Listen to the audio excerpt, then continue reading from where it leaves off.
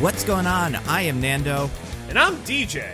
And I'm Diggins. And this is Mostly Nitpicking, a podcast where every week we pick apart a piece of pop culture by looking exclusively at the details.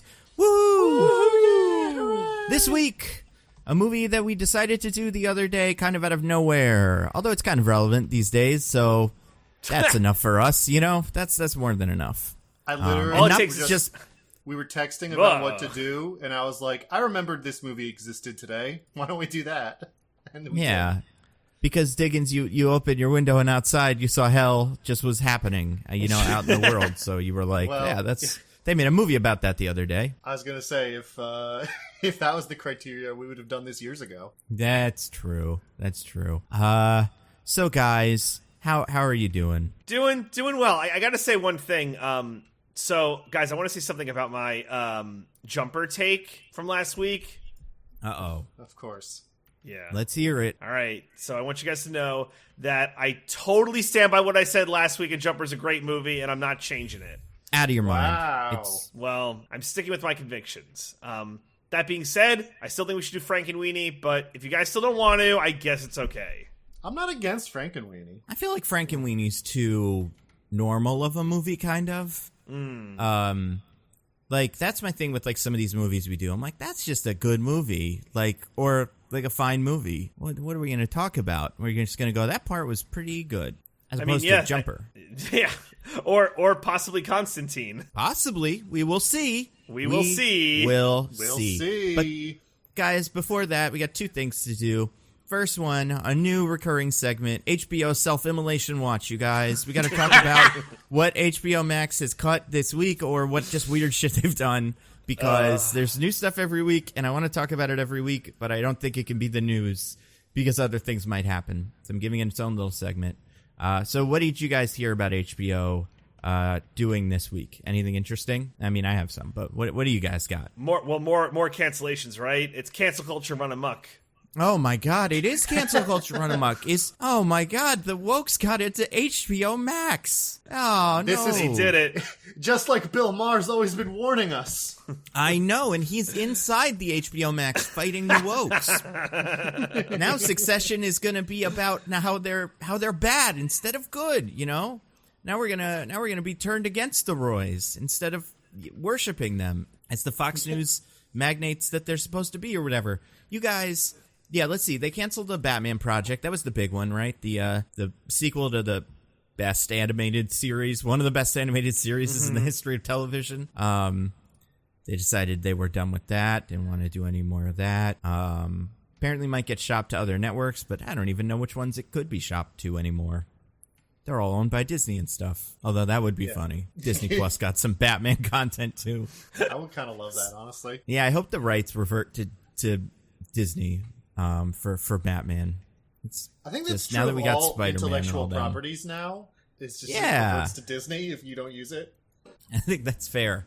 What else? I want to say there were some Looney Tunes cartoons and things like that. Some other things that are part of fandoms and kind of male centric. So what are we doing here? But also just like big brands that you'd assume Warner Brothers can justify. What else did they get rid of this week? They got rid of like some indie cartoons, right? Yeah. Like from Cartoon Network, all the stuff they bought. There was a movie, too, that they were working on. There was a cartoon movie that they canceled, but I don't know too much about what it is. But it looked cool. What movie that was? Oh, what was it called?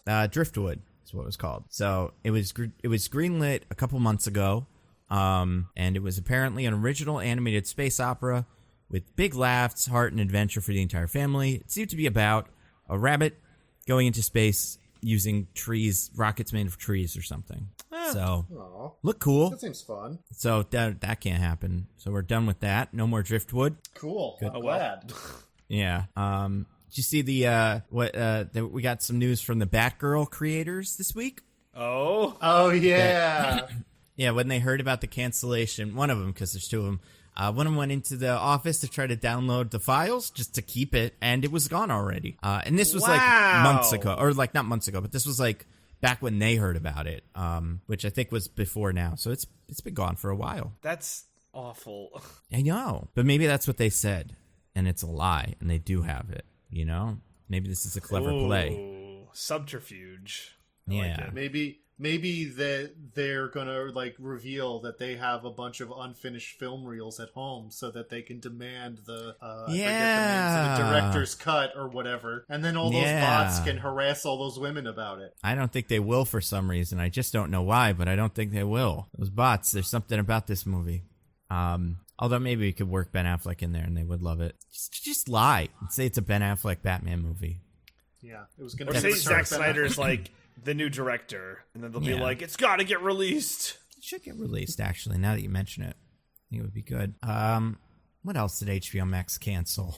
There was a couple things. I know Infinity Train is like gone forever now, which sucks.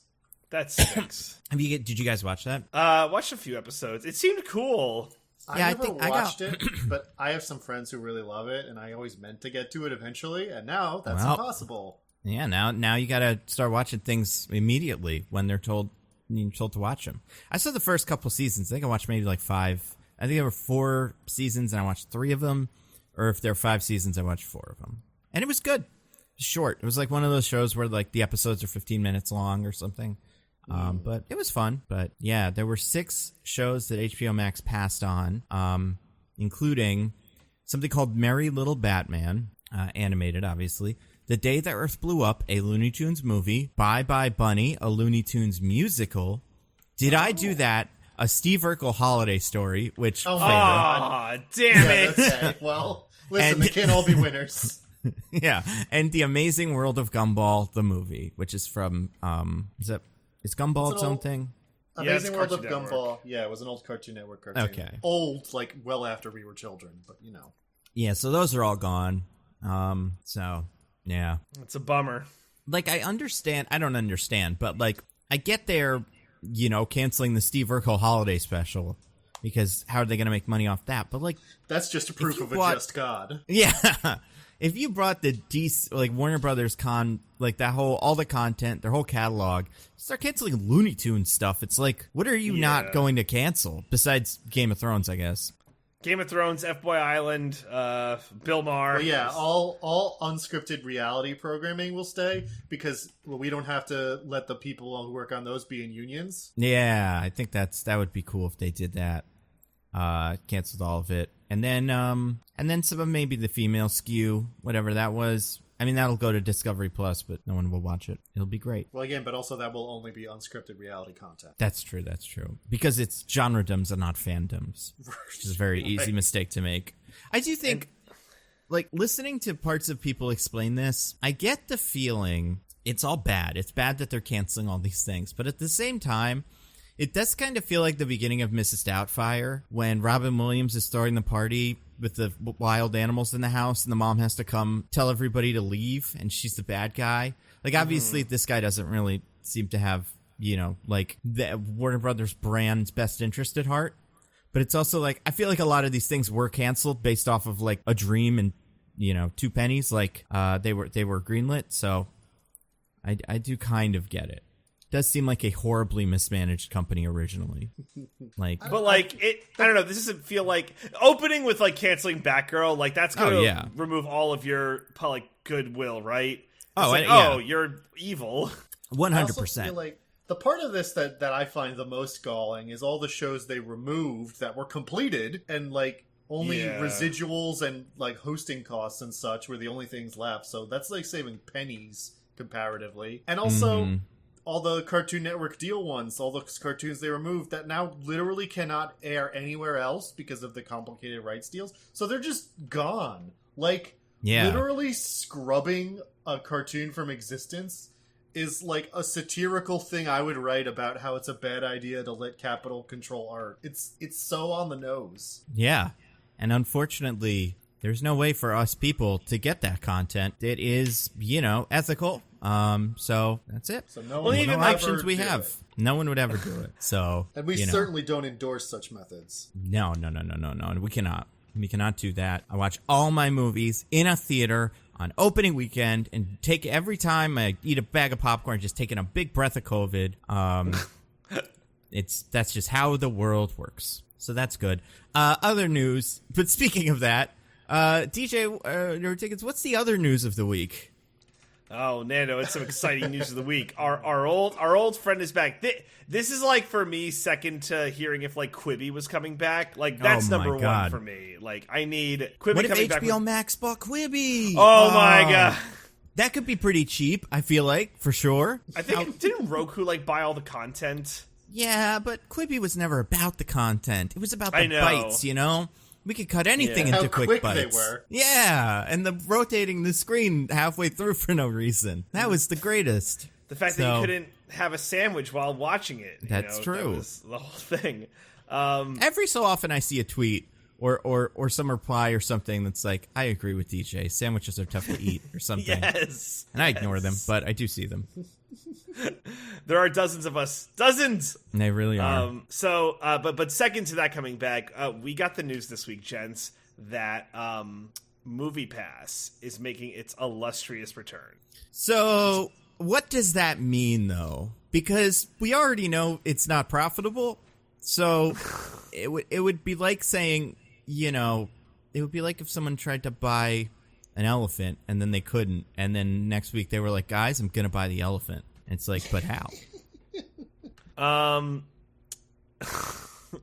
You know, it's just like they're going to find a way to make it work because there's a sign up period. It's free to sign up. And what?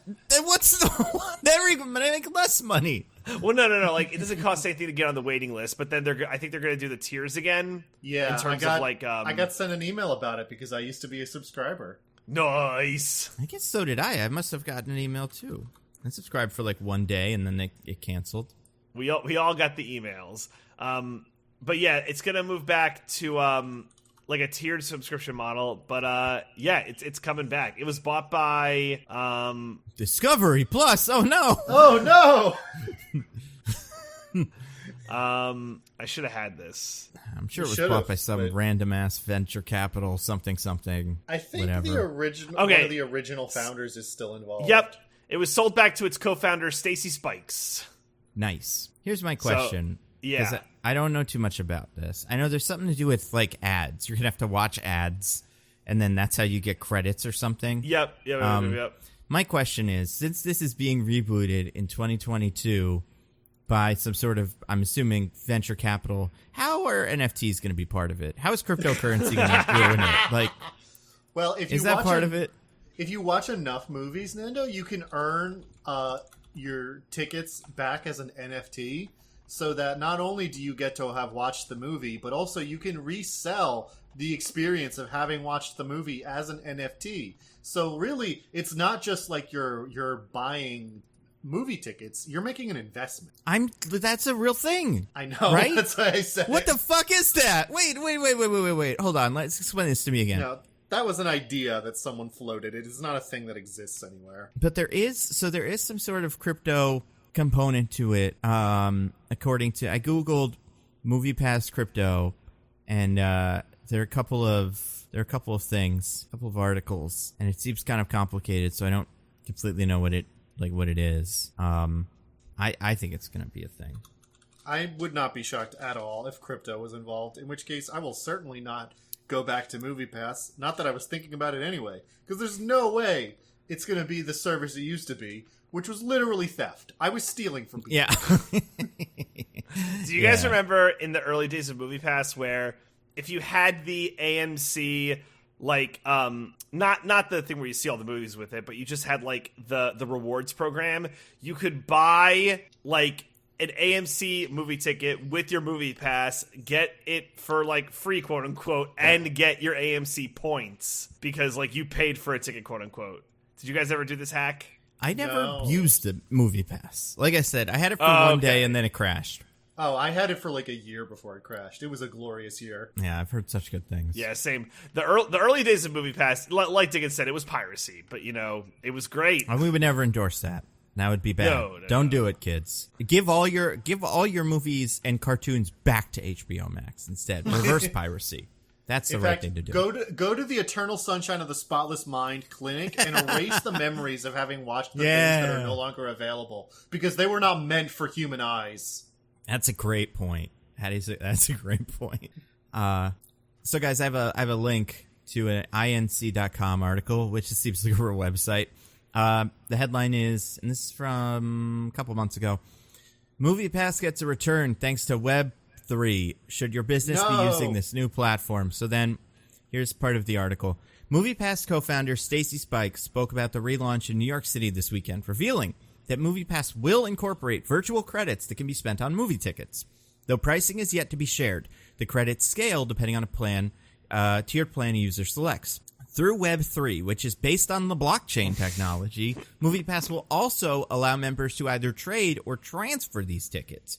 Customers, theaters, and studios will be able to trade in everything from commemorative NFTs to digital currency and more. So maybe this is going to be theft again, but like different theft, you know? So wait, hold That's on. because like the volatility will be so high because whatever fucking crypto it's based off of is gonna just like crash overnight. Oh no, my movie tickets are now worthless. Yeah, you won't don't buy your movie ticket until 1 second before you were going to walk into the theater. Are you sure that's not one of those like satire websites that doesn't understand what satire is, and so that they just like write real news articles that are a bunch of lies? I don't know. This seems pretty legit. Or if it's just true, these are boring lies. So I've seen other people talking about, there's other articles when you Google MoviePass NFTs that come up. So it does seem like this was something they said back in February of this year. So this is good. This is very good. So guys, which NFTs are you excited to get of movies you've seen or are going to see, I guess? I'm so pumped for the Tilda Swinton having sex with Idris Elba genie NFT I'm gonna get this weekend. That's pretty sweet. DJ, what about you? I want my Constantine NFT. That's what I want. It's too late. My John Constantine. You have to go back in time, or maybe if it comes back, maybe it'll come back. Keanu's stock is going up. Yeah. And HBO owns this, so who knows? Maybe it'll come back. Maybe we'll have to throw it away. Maybe all of our DVDs will burst into flames like the Mission Impossible messages. And no one will be able to see it.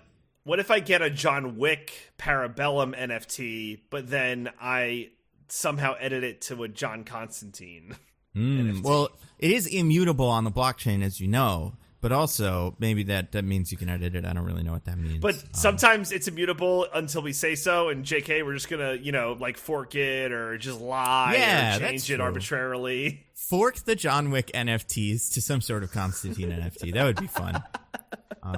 I personally can't wait for the Memorial Chadwick Boseman NFTs. I think that will be the greatest NFTs in history. Wakanda Forever pose or something, and then, like, a Halo for sure. That's going in the Hall of Fame. Nando, you cannot speak such things into existence. I want that, and I want The Rock talking about the power universe, whatever the fuck is going to change. I want that NFT. The Rock being like, I kill people because I'm the bad hero. Some kind of anti-hero, you might say. What? That doesn't even sound like a real thing. You're making that up, Diggins. No such heroes exist. Well, if anyone could invent it, it's Dwayne The Rock Johnson.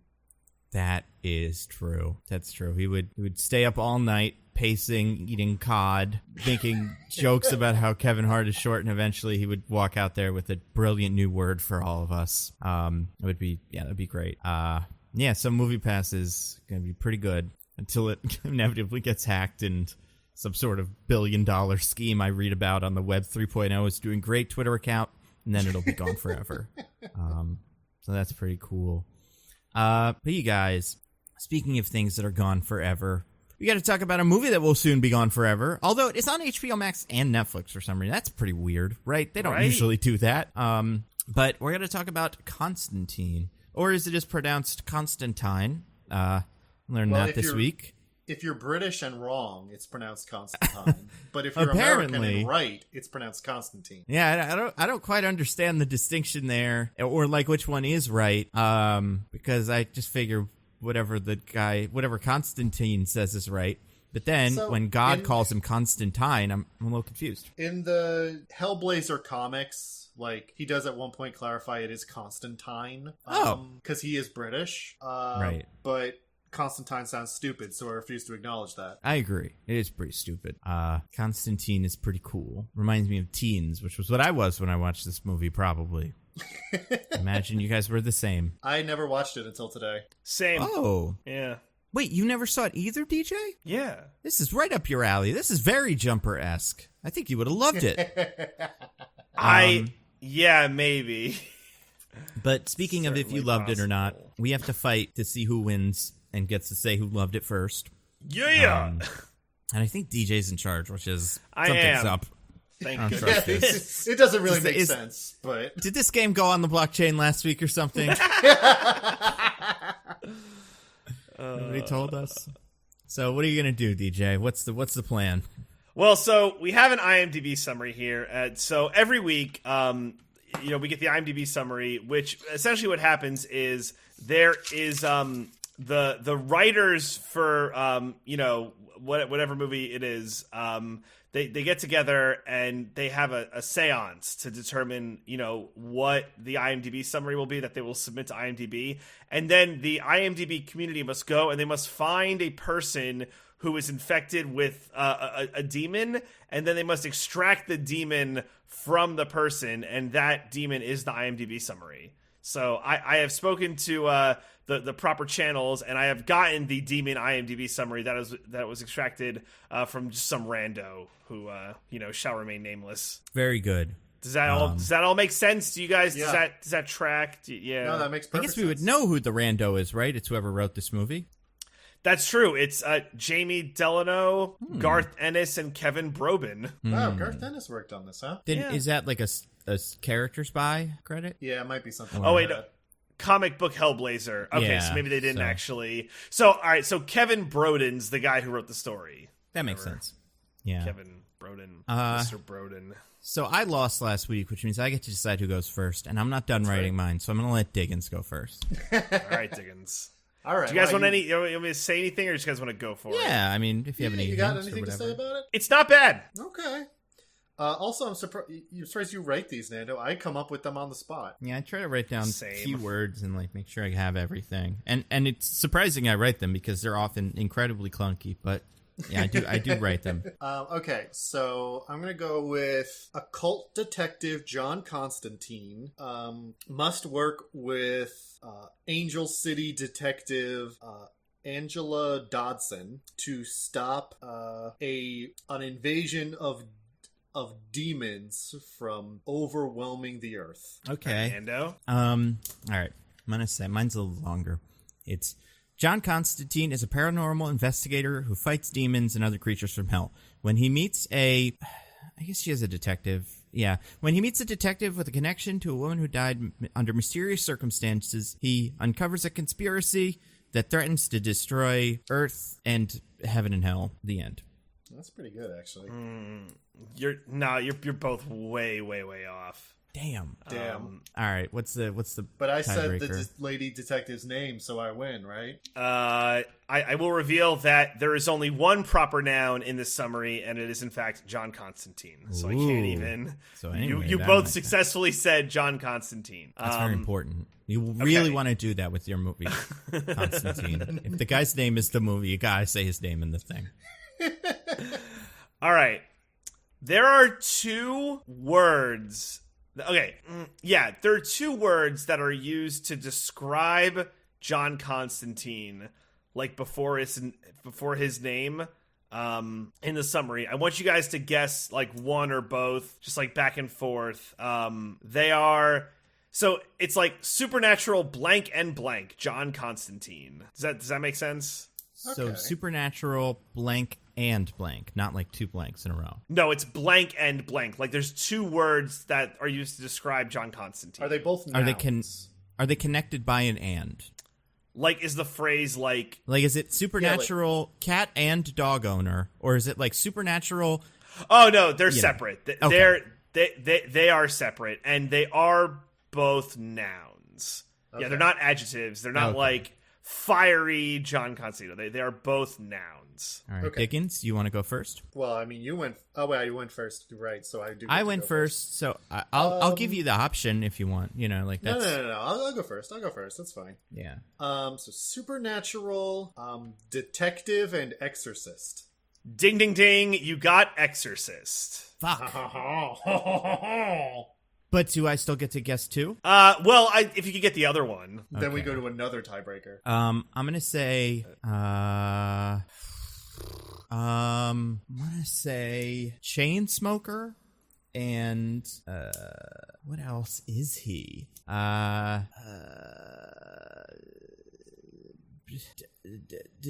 Hell. Wait, is it Hellraiser? Or whatever the comic is? No, I feel like you were about to say the other word. Oh, what is it? Demonologist. Oh yeah, no, I was not going to say that word. I was Oh, going to I say thought you said demon killer, Oh, but I wasn't you getting were to saying- okay. demonologist. I was never gonna say demonologist personally. So Yeah. I'm Well- very, if you have to do a lot of things to be a demonologist in my book, and I didn't quite think he was up to snuff.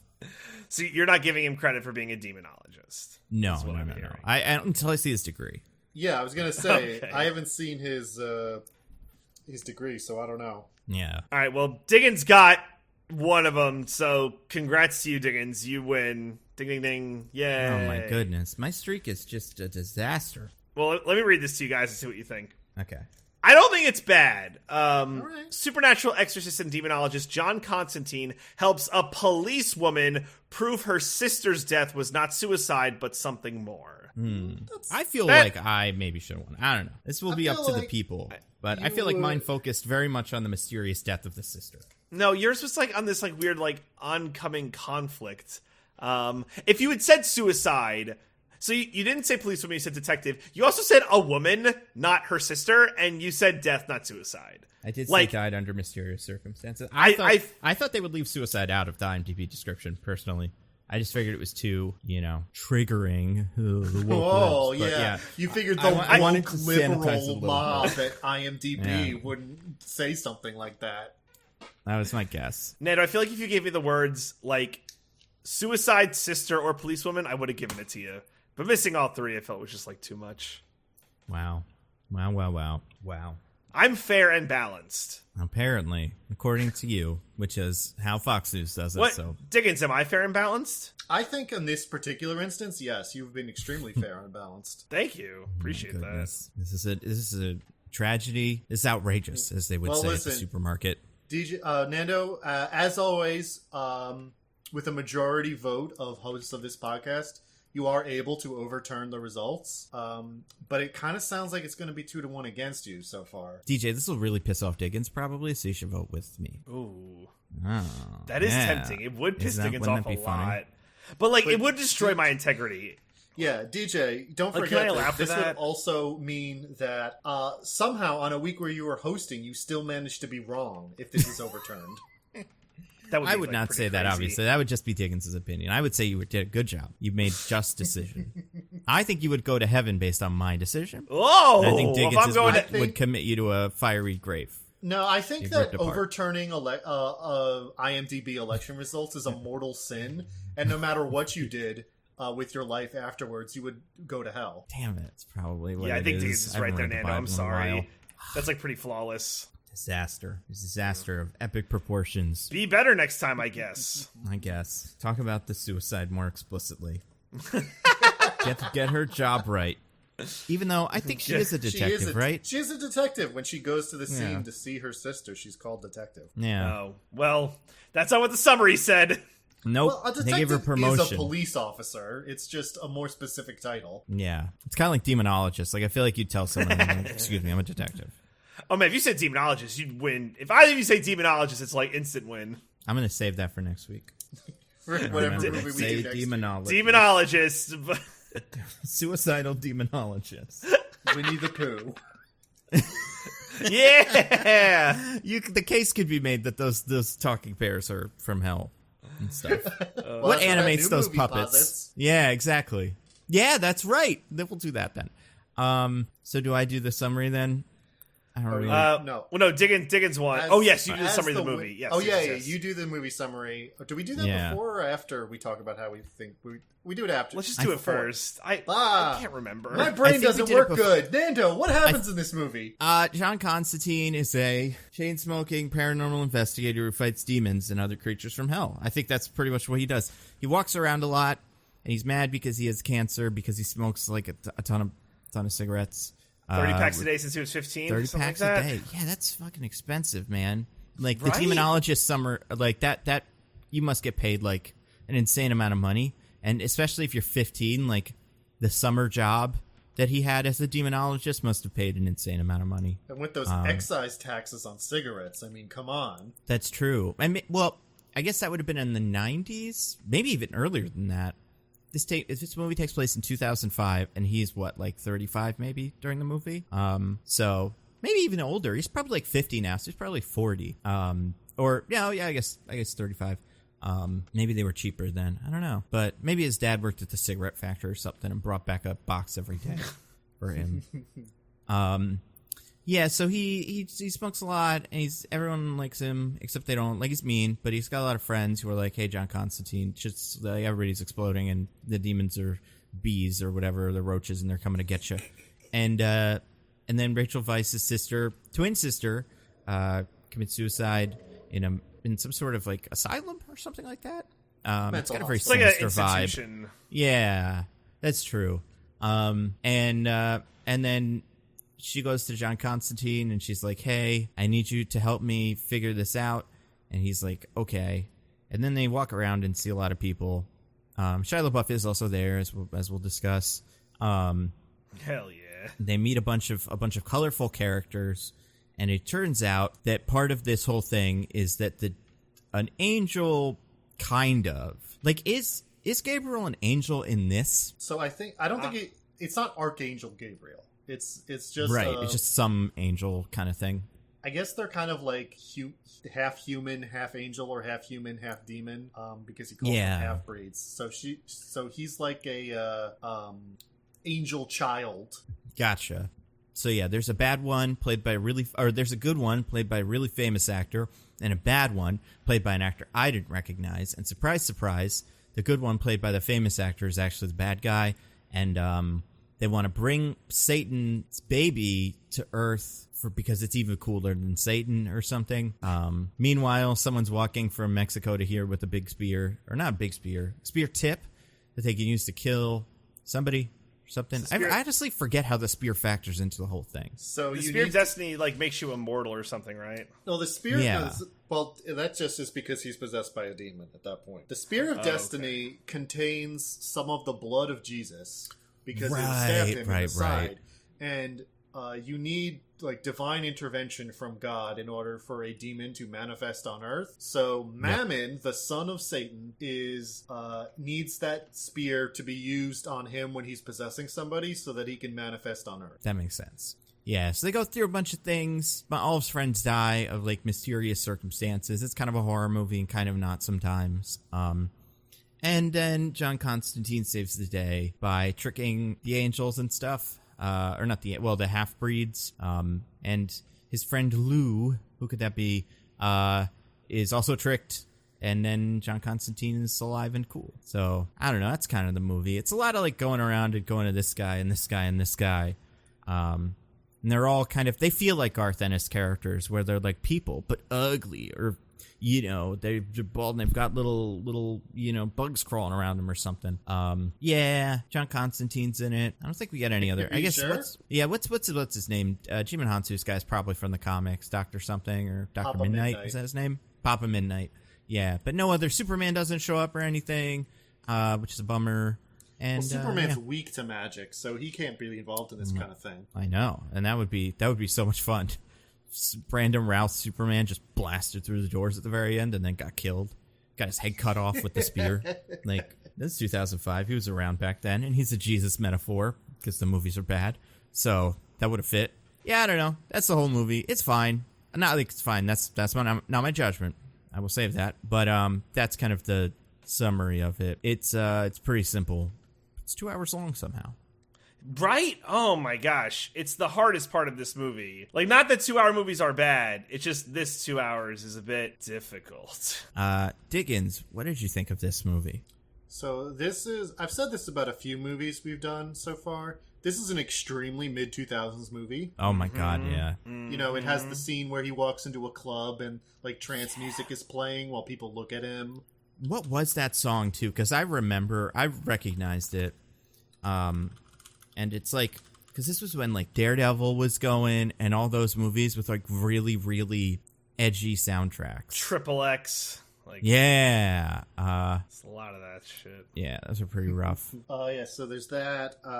It has that kind of, like, weird, affected, like, camera work in it, and also a vague embarrassment about being a comic book movie. Yeah. It's really kind of, like, cheesy and weird, and you know what, guys? It fucking owns. I love this movie. There it is. There it is. Mm-hmm. Oh, this movie's good, you guys. I don't know what to tell you. You could tell us that maybe you had, like, brain surgery recently. That might explain it. They'll be like, oh, Diggins had brain surgery. It still hasn't, like, healed up yet. That's why he thinks this movie owns. Yeah, everybody knows that when your brain surgery is healed up, your opinions get kind of set back to what they were. But while it's happening and in the aftermath, everything's upside down opinions. That's where we are right now. Listen. I'm not saying it's a perfect movie, but I don't know. I kind of like how, like, cheesy and bizarre it is. I think that I don't love that everybody whispers. I hate doing this, but I did have to turn on subtitles because it was impossible. Me too. It's so quiet. I hate that. But other than that, I like it's kind of film noirish vibes, how it's I feel like it captured well that kind of thing where John Constantine is kind of an asshole and bitter loner and everything. And I don't know, maybe I just miss movies where comic book characters get to be kind of bad people but still be the hero without having to be like, oh, heroes don't kill people. I do. Like, really putting an underline on it that seems stupid. I don't know. Where does Constantine fit into the power hierarchy of the DC universe? He's just a guy. Good question. He's just a dude. Just a dude, yeah. Some bees and like little bugs and stuff. I don't know. I don't know. Maybe this is part of being a lapsed Catholic, but I liked all the heaven and hell stuff about it. I liked the plot line. I think Keanu is doing a great job in this, as is Rachel Weisz. It's just, I don't know, it was a lot of fun to me. It was nice to see one of these old mid-2000s like old comic book movies that I didn't feel was just like utterly incompetent, which I usually feel about them. So maybe it was just like a nostalgia for being like, an old style of movie. It's fun to go back to this, but I had a really good time with it. Wow. Who's next, me or you, DJ? Nando, you're next. So I actually saw this movie. I don't think I saw it in 2005, but I think I saw it shortly after. Probably like 2006 or 7, whenever the DVD was out, or whenever it was playing on TV. Although I can't imagine the TV version of this was any good. Like, what a sanitized, like, boring. Although I guess there was just a fair amount of, like, violence, and some characters cursed sometimes. I'm pretty sure this movie's rated R, right? Yes, it is. It's gotta be.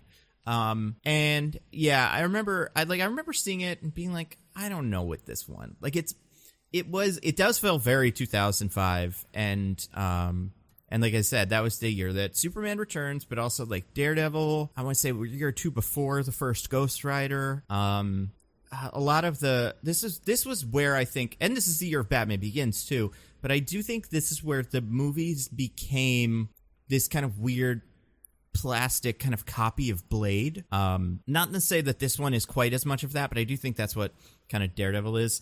Also, I looked it up. The song is Passive by A Perfect Circle. It's the song that plays when he goes into the club. And if you listen to it, you can kind of get the vibe that it's going for. Since then, I feel like I've read more comics with Constantine, not necessarily the like the original ones.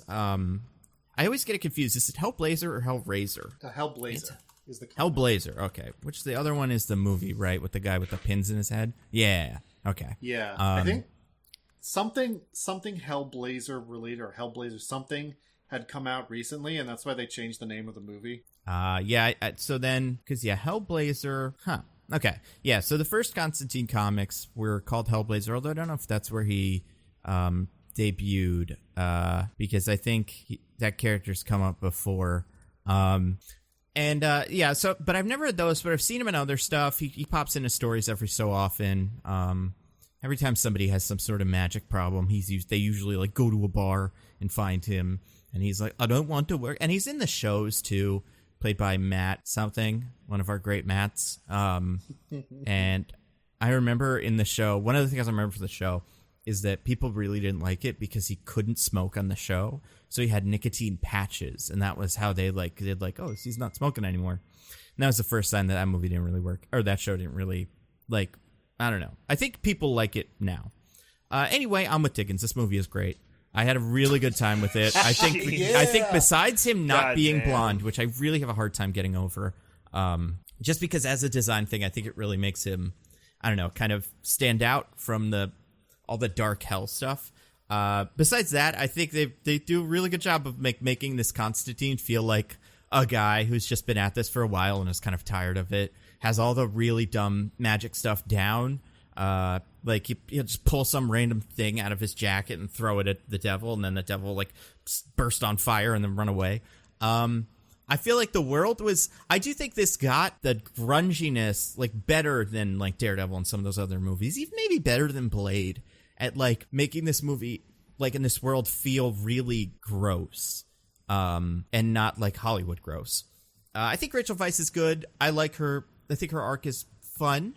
I think everybody's good in this except Shia LaBeouf, really. It's a pretty solid outing for all of the various demons and other weird side characters he meets. It does feel like a comic book. Every time he meets somebody, they're some weird sniveling guy with big giant glasses and whatever.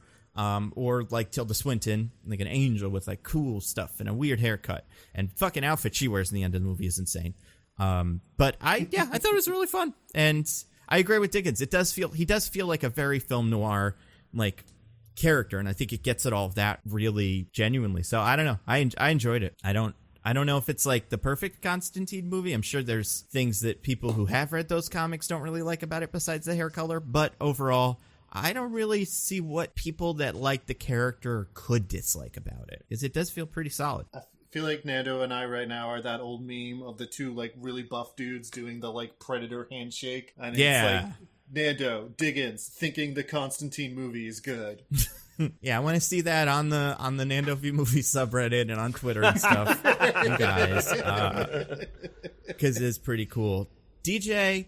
And not to put pressure on you, give us your true opinion. What did you think of Constantine? Or Constantine? All right. So listen, I do want to have a nuanced take here, because I don't think this movie is just a bad movie that's DJ's awful. Already being influenced in his opinion from hearing ours.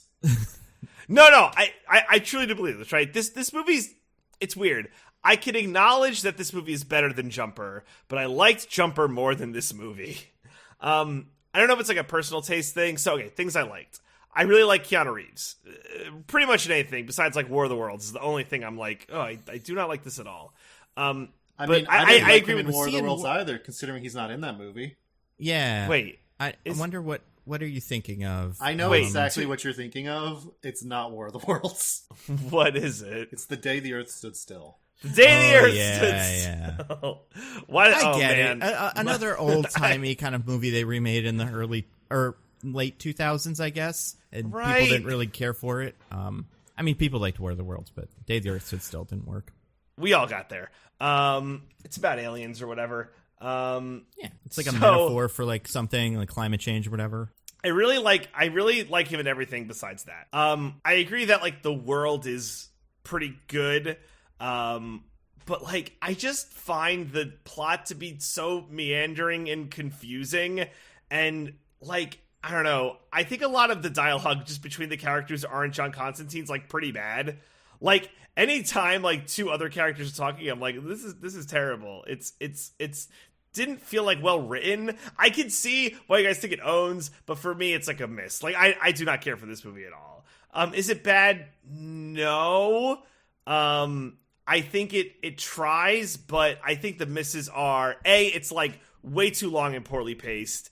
B, there should be more action in this movie. For as long as it is, I think you could have had more actiony scenes. I get that might not have been the point of the movie, but I don't know. You might have been able to like up the stakes more. Like, I don't need 7 minutes of like, hey, John Constantine, smoking's bad and you're gonna die from it. Like, they set that up and like they establish it pretty well. So I don't think that like we need. I really felt like that was another any of that big mid-2000s element where if a character smokes, we gotta really underline smoking's bad. Don't smoke. Yeah. I love at one point he's literally smoking in a hospital. The one place since like the beginning of time you have not been allowed to smoke in. Well, obviously, you know, us normal nerds can't smoke in hospitals, but you know, a total badass like John Constantine can do whatever the fuck he wants. Yeah, he doesn't have to listen to the rules. Yeah, the woke mob hospital Illuminati or whatever. In fairness to this plot line, it is in fact one of the very few things in this movie that comes directly from the comics, a plot line where he had lung cancer. Yeah, and I'm glad I think him smoking constantly and not having lung cancer is fine. Would be a little bit boring for me. Like, I do think as a plot point it's good, and I just like that he smoked because I was really worried not remembering, because I knew there's a Constantine thing where he doesn't smoke and wears nicotine patches, and I was like, oh, is that this movie? And that's what people don't like about it. But no, he's smoking constantly. It must be the show, the Matt Ryan show. I think that's his name. I also do I mean, that wasn't the... I love where the lung cancer plotline ends up. It's so stupid. Yeah, that's wild. Yeah, I mean, I would say that, like, it's not the... Like, I don't have a problem with the smoking bit. It's like the plot points where it's like the actual like underlying like figuring out, oh, what's the deal with I don't know, like they set it up well with like, oh, like my sister would never commit suicide, that, you know, that there's something this would happen, but like the extra steps we have to go to get to like the final conflict with like, you know, like Gabriel and Satan and everything, it's like way too long to get there. The spear is very confusing. Like, it just felt, like, poorly written and paced, and therefore I just, like, didn't care for it. I thought, like, weirdly, like, I think the stacked cast of actors, like, holds this movie up, like, pretty well, besides Shia LaBeouf. Like, yep. This movie is, like, fucking stacked, and it's, like, the only thing that I think keeps the movie up. So, yeah, it was a miss for me. Sorry, guys. I'm not a third strong hand in the Predator handshake with things that exists too, Constantine so owns. You can still not too late. You can get on board. Maybe by next week we'll have DJ switched Constantine opinion, and then you guys can make a new meme with the third hand in the handshake. But for now, maybe just the two. Yeah, I feel like what was I gonna say? I do feel like the plot isn't. I agree with the spear thing. I think that's fair, and we'll talk about that a little bit. But yeah, for me, I think the charisma of Keanu Reeves in this does. I mean, keep me going. In the spirit of classic film noir, I almost feel like the plot's kind of beside the point. It's about the vibe. That's fair. I get that. I think kind of part of the vibe of Constantine, the way that I like him at least, is that like all this shit is happening, and he is kind of like, oh fuck, all right, let's get this. And so I do feel like by the end, like the bad guy could come up with this big plot and like bring out all this cool shit, and he's like, all right, well, I guess that's what we're doing now. Okay. I think most of that works. Also, real quick, want to get back to a segment we did before, HBO Self-Immolation Watch.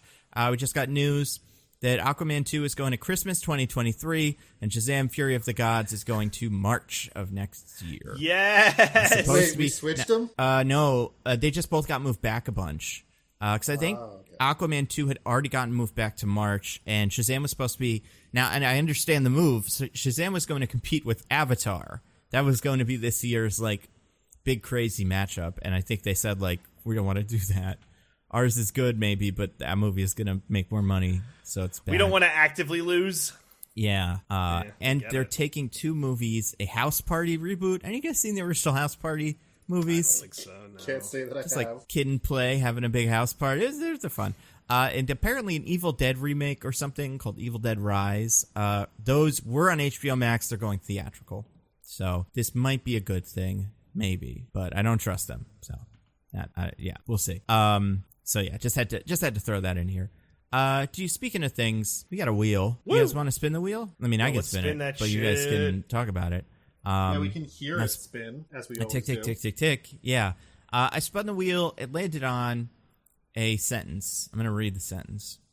He who possesses the spear of destiny holds the fate of the world in his hands. And that's in quotes. And then also, the spear of destiny has been missing since the end of World War II. So That's important information.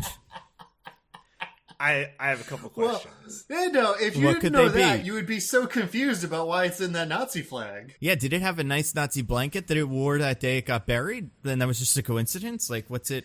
why does it have that flag? So, where was it up until World War II? Was it like the Tesseract? Did it go down with Captain America in the ship and frozen for 70 years? You saying up until World War II? Yeah, right. Wait, they knew where... What was the quote again? So it's whatever it is, because I closed it. It's that it was missing until World War II. So everybody knew where it was, or people knew where it was at that time.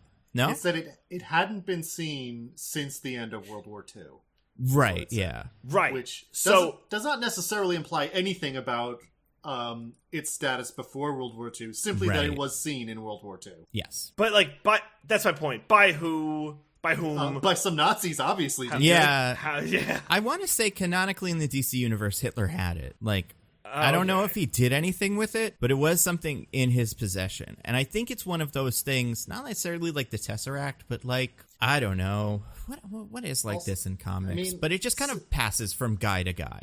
Yeah, and since it is a historical fact that a lot of top Nazis were a bunch of idiot weirdos who thought occult stuff was real, that fiction loves to do it, that Nazis actually did occult stuff. Yeah.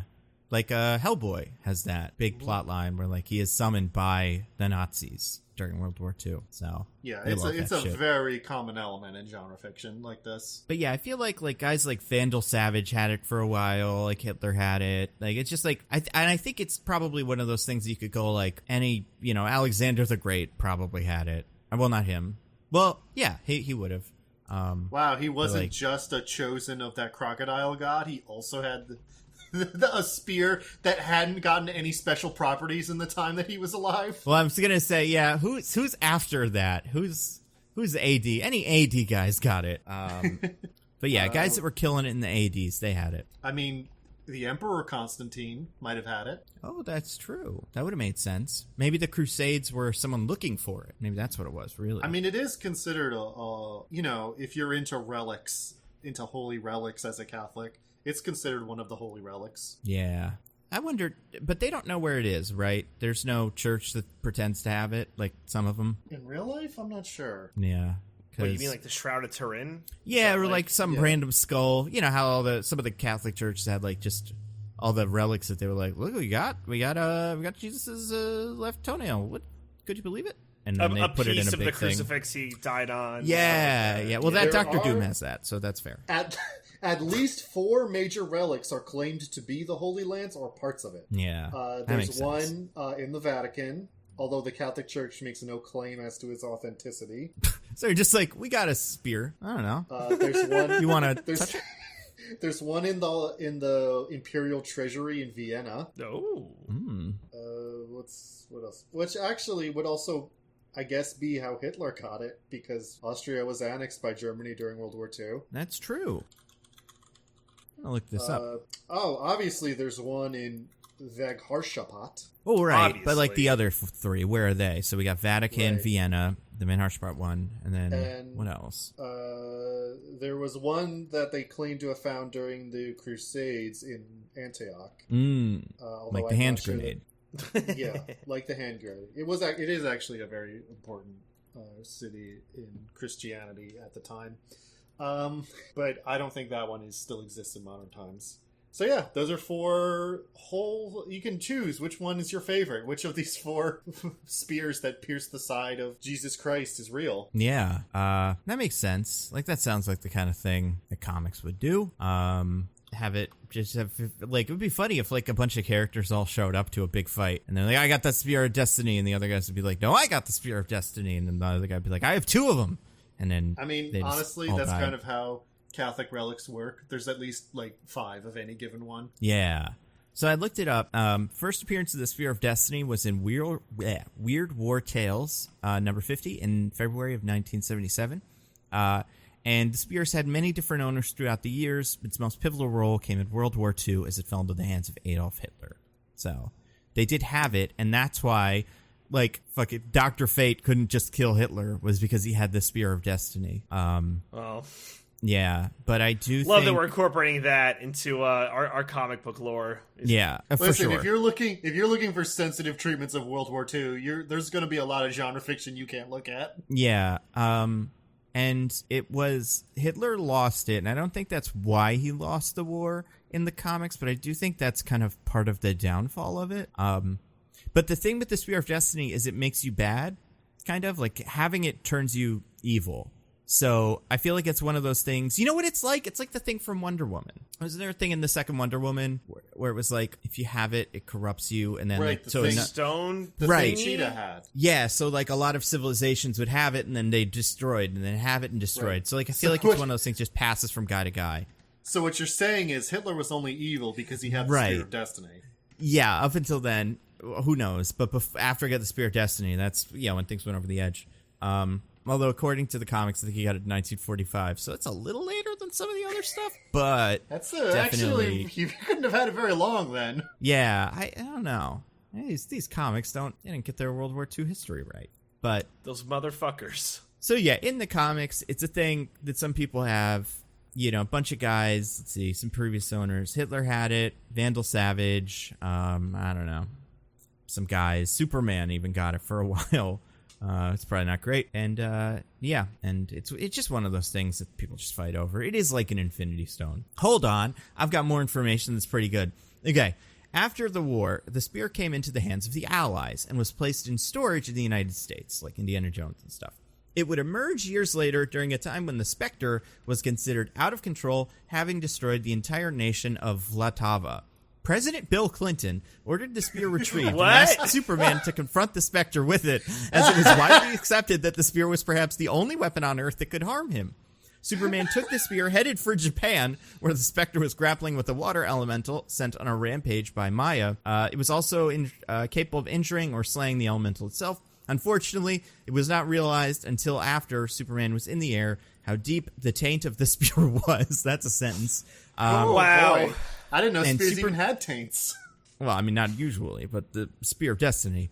And Superman beheld the vision where he used the spear to take over the world, slaying all of his allies and close friends. And he was able to deny the vision, and reject the spear. He bound the spear into a rocky boulder, and threw it into Earth orbit. So that's the history, or some of the history of the Spear of Destiny in the Marvel comics. So Hitler got it, and then Bill Clinton, or DC Comics, excuse me. Yeah, I don't know if it exists in Marvel. Bill Clinton ordered Superman to use it. Yeah, that's the kind of thing he'd do. God, how could Bill Clinton order Superman around? That makes no sense. Because he believes in truth, justice, and the American way, DJ. Yeah, he'll do what the president says. That's what happens in The Dark Knight Returns, right? Ronald Reagan's like, beat up Batman a little bit, okay? And he's like, yeah, that sounds good. Oh, so there's a Spear of Destiny in the Marvel universe, too, and it's pretty much the same thing. Hitler got it. Captain America went to get it. Some heroes found it and put it in storage. And then a bunch of characters have tried to get it. Bill Clinton ordered Thor to use it to kill someone else. Pretty much. It doesn't seem like it's quite as big of a deal as the DC one. However, it was recovered by an elderly Dutch man. His family had been killed by the invaders during World War II when the townsfolk were turned into monsters by Arnim Zola. Using the spear, the elderly Dutch man made a deal with Shuma Gorath to restore the town of Villet to its former self in return for the invaders' lives. So incredible. Yeah, it's a pretty weird thing. Whenever you're dealing with the Spear of Destiny, don't expect a normal comic. They should bring it back. Oh man, you gotta love comics. They're so dumb. Yeah, it's so good. But yeah, and I like how in both of those universes, the Spear of Destiny proves that Jesus was a real guy and had some sort of supernatural ability at least. Well, that is like a big part of DC Comics, that heaven and hell are real. And yeah, the Judeo-Christian God exists and can do stuff. Yeah, I feel like it's less clear in Marvel. I feel like in Marvel it is like all the heaven and hells exist, but it's pretty much that too. They don't usually check on Jesus, but he should come help kill the Spectre and fucking Shuma Gorath next time. It might be real in Marvel, but they tend to shy away from it. I mean, like, most of the major heroes of DC have literally met God. Yeah, that's true. That's a good point. So is Jesus like a metahuman in DC know. Comics? I mean, I guess he's like whatever, some of these guys are in the villains of this. He would be a half-breed, right? Kind of? No, he's like the son of God. He's right, but via a mortal woman. So yeah, but he is still of the... Okay, we're literally getting into debates that like tore apart the early church, whether Jesus is of the Holy Spirit, but with a mortal body, or if he was purely divine. It's like... Well, yeah, I think the church isn't good enough for this, but I think our podcast can figure it out. Yeah, we can get to the bottom of this. Yeah, I don't know. I think I imagine in the DC universe, he just was exactly what they said he was. A nice in the man. Marvel the universe, son of God. Yeah, like everything the Bible says pretty much happened. I don't know about Marvel though. Let's see, because like Marvel obfuscates by being like, it's not the devil, it's Mephisto. Yeah, and like, no, okay, here we go. So, and I've seen this comic before, so I should have thought about this, although I don't know if it's canon. Yeah, I mean, this just, Jesus stuff happened too. It's all pretty much what you would expect. You ever see, there's a comic where Jesus is riding on the donkey through all the reeds and stuff. I feel like this is a cover that comes up every so often. I'm going to put it in the chat. Or what about that? I think it's a Rob Liefeld comic where Jesus like beats up a bunch of pagan gods after coming down off the cross. Oh, this really? Definitely isn't that. That sounds sick. I do don't know like if Jesus would do that. Apparently, the first appearance of Jesus in Marvel Comics was in a comic called Bible Tales for Young Folk #1 from April of 1953. So how many that's Bible pretty Tales good. for Young Folk did they make? Let's see. I mean, there's a lot of Bible tales that young folk need to learn, according to this. So it seems like they were actually only Jesus things. It doesn't seem like they went back. It feels like, based on looking at these covers, oh, no, there's Pharaoh. Okay, so it's just a bunch of stuff. Just whatever. They kind of wanted hang to put out. in it. Yeah. I was gonna say they didn't do that story from one of the Gospels that didn't make it into the final version of the Bible, where they had to tell Jesus to stop murdering kids who made fun of him. Well, that was Bible Tales What If. That's a different series where they told what if stories from the Bible. I know what story you're talking about, too. I love that story. Where he just like, I don't remember, does he kill him or does he send dogs to kill him or something like that? It's pretty rad whenever he does. But yeah, he like uses his powers to kill them. Something It's like bears. that. I think it's bears.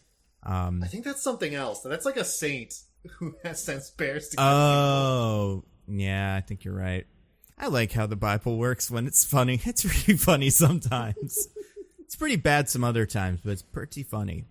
You're like a big fan of the Book of Job. You're like, I love Book of Job. Yeah, I love it when, I mean, I like this movie too, how God makes bets on stuff. I love that idea. I think it's insane, but it's pretty fun. I do have one fun Bible fact about the Marvel Universe.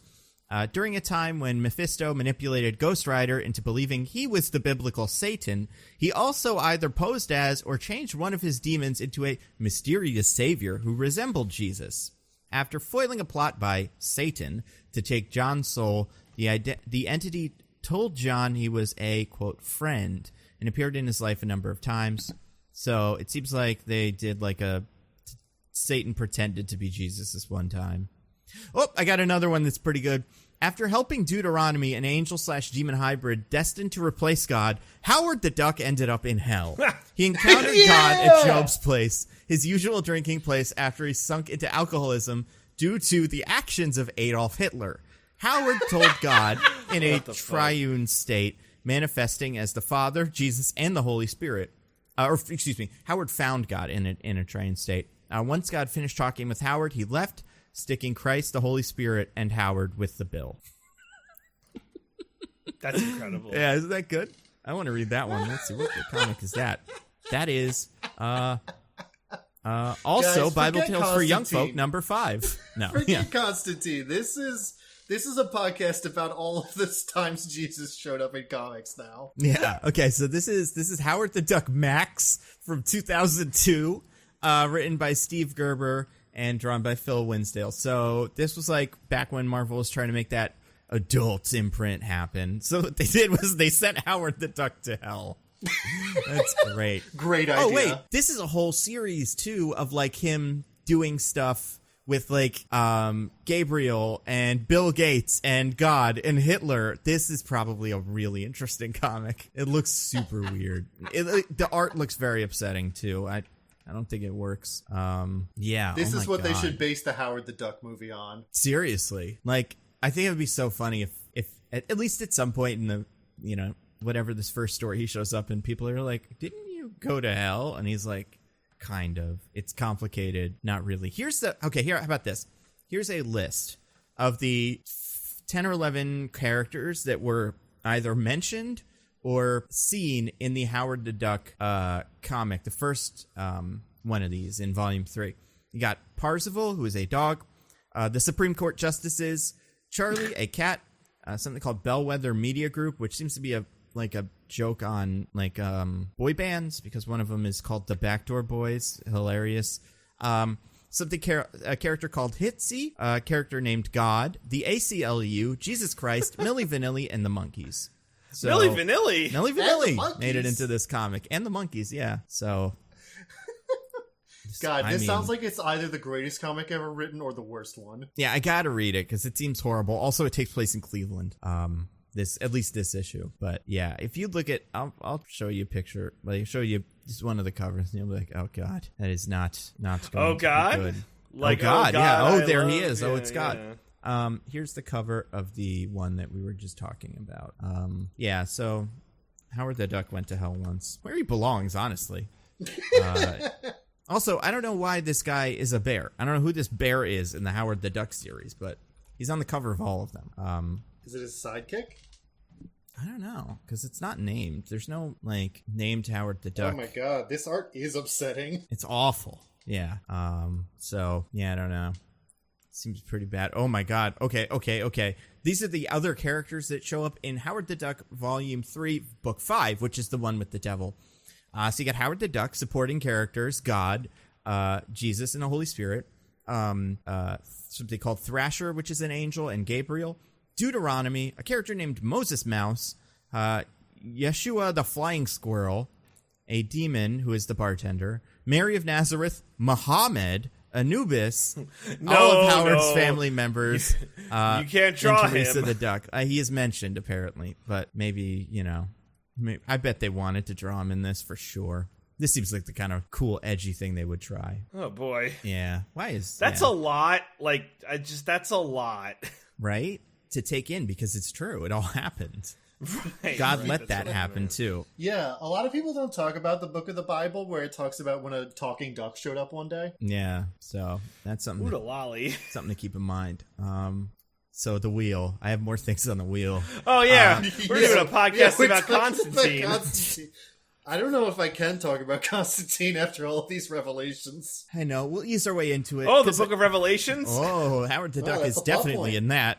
Yeah, he is the beast with all the numbers on him and stuff that swallows up the earth or whatever. I spun the wheel again, landed on this one. It's turn it on its side. So at one point, they're trying to get a mirror out of a window, and they can't because it's just wider than the window. And nobody turns it on its side. They break the whole window by pulling it as hard as they can. It's pretty dumb. Pretty dumb. Well, it had to be, they don't mention this, but it had to be at that exact angle or else the demon would be free. Apparently.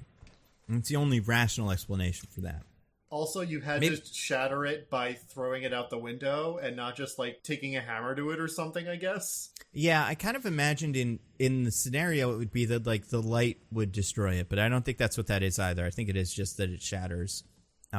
Maybe it's that it has to shatter on Shia LaBeouf's car, and he knew with the angle it wasn't going to work unless he did it exactly that way. Well, he told Shia LaBeouf to move, but Shia LaBeouf was like, I'm only going to move a little bit because this probably isn't important. Right? And Shia LaBeouf seems to know stuff, at least later.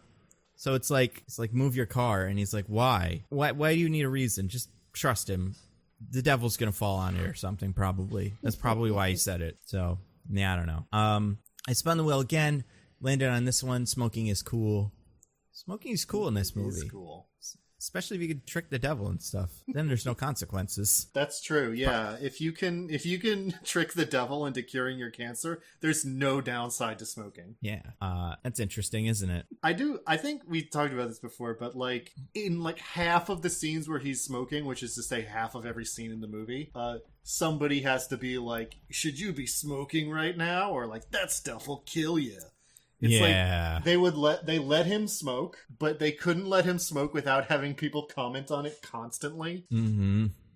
Constantinely.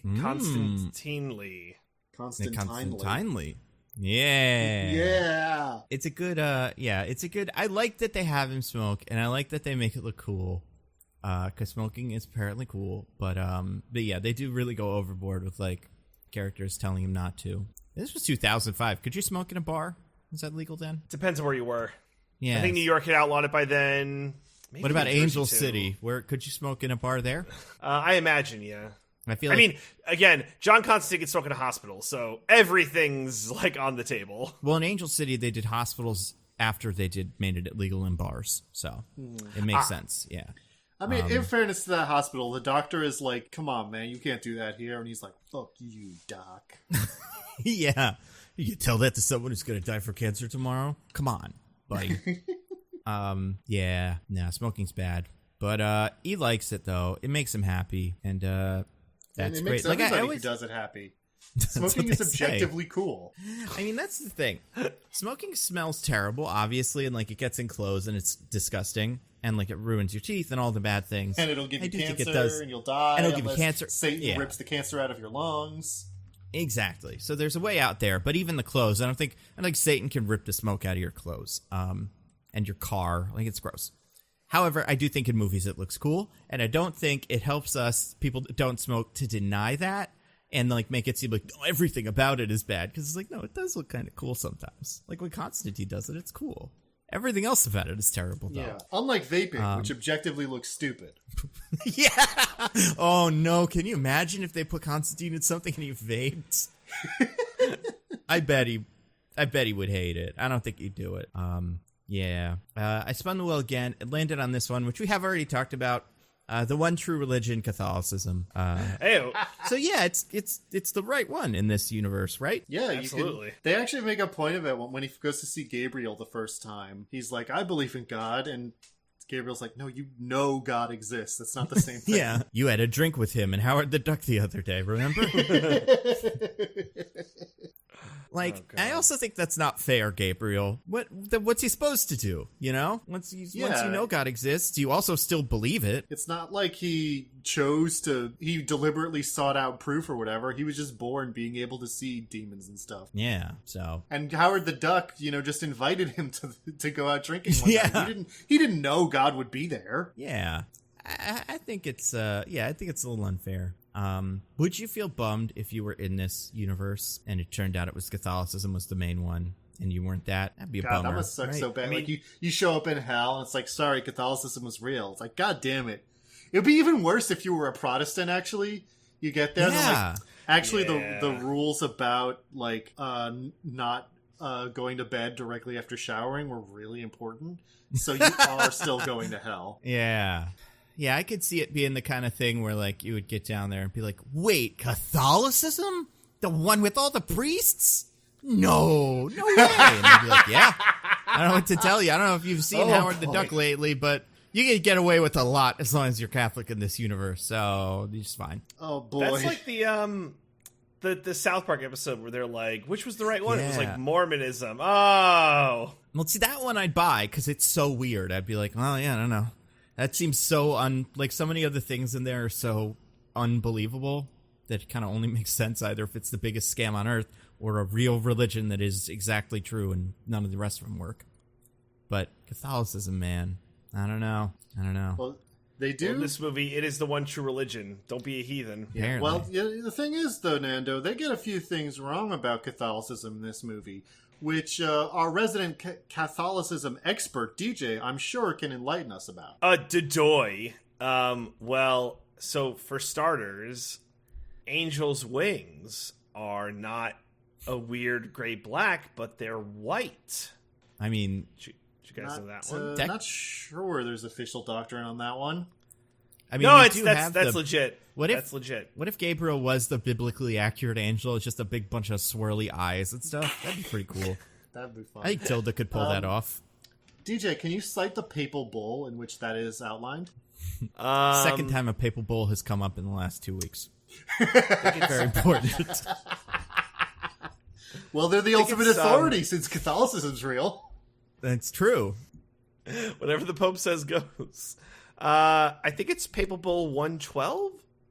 Okay. Which Pope was that by again? Yeah. Pius pious. Which one? There's like 13 of those. The 13th one. There you go.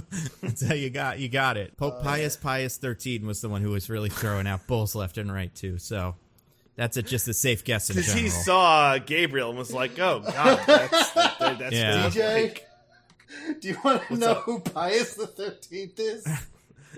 Yeah, Is it lay like on a male me. porn star or something? Is DJ kind of telling on himself here? I'm waiting for that. Lucian Pulvermacher was a traditionalist schismatic Roman Catholic priest and a modern-day anti-pope.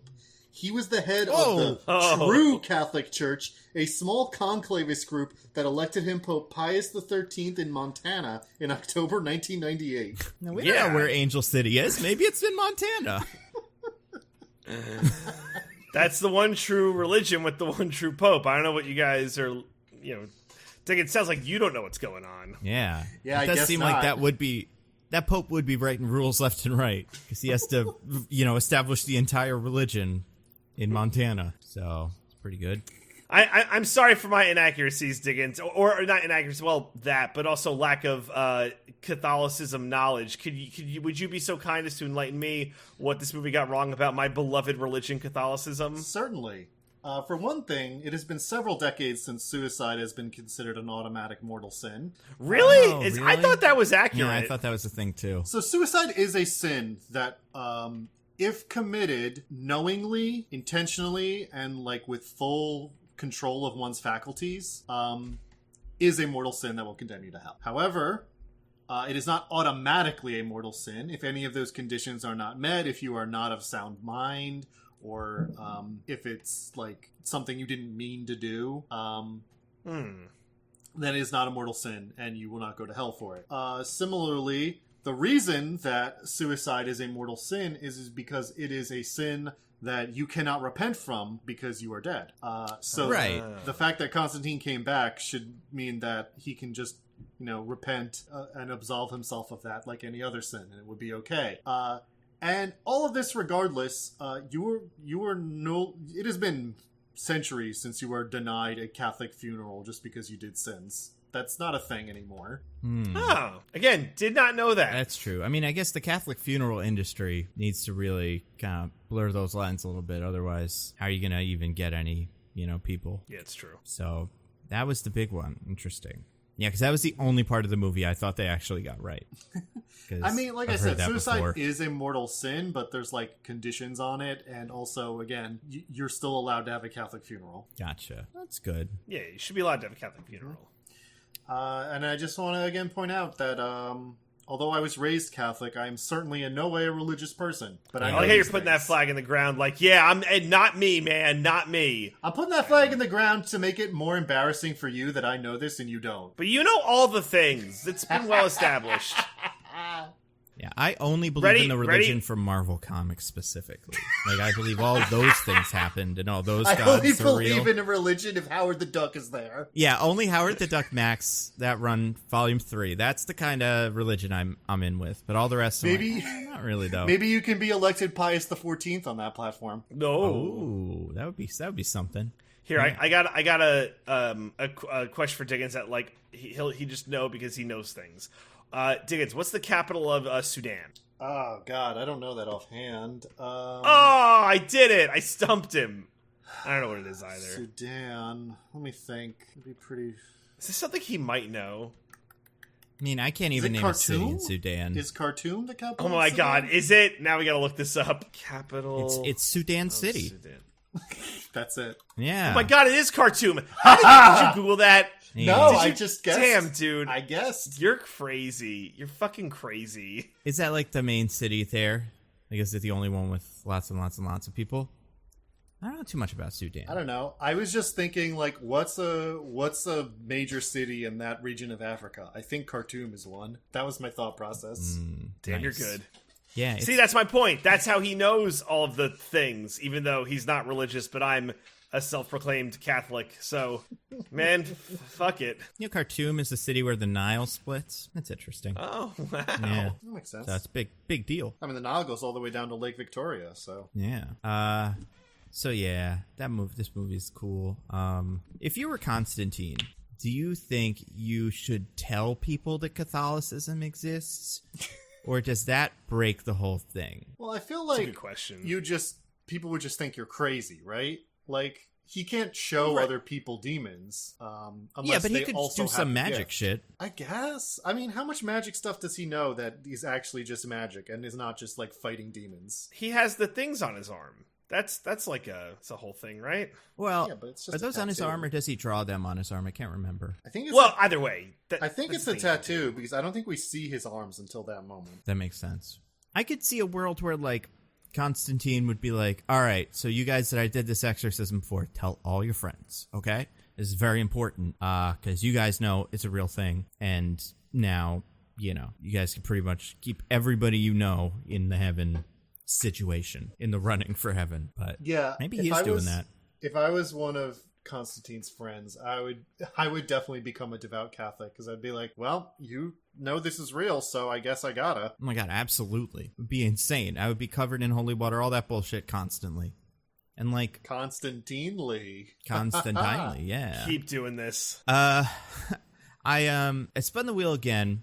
It lands on this one thing that I want to talk about real quick. And it's the whole thing where it's like demons can't cross the line between heaven and hell and earth, right? Yeah. Except when they Seems can. like they do it a lot. Yeah, they could just kind of do it and nothing happens. Yeah, and otherwise, what's Constantine even been up to? Like, Well, Not okay, big so it seems problem. like possessions are not part of that because what Beeman says is that demons can use people as finger puppets, but not like come Oh, through. right, So I'm yeah. guessing that's like they're not leaving hell; they're just like kind of manifesting through a person to do some bullshit. And wow, that's, like, they should different. write that into the rules. They should have, but the wager was made thousands of years ago or whatever. And it was made on the immutable blockchain, so they can't change it. That's right. That's the problem. not God and the willing to devil fork. got on the blockchain.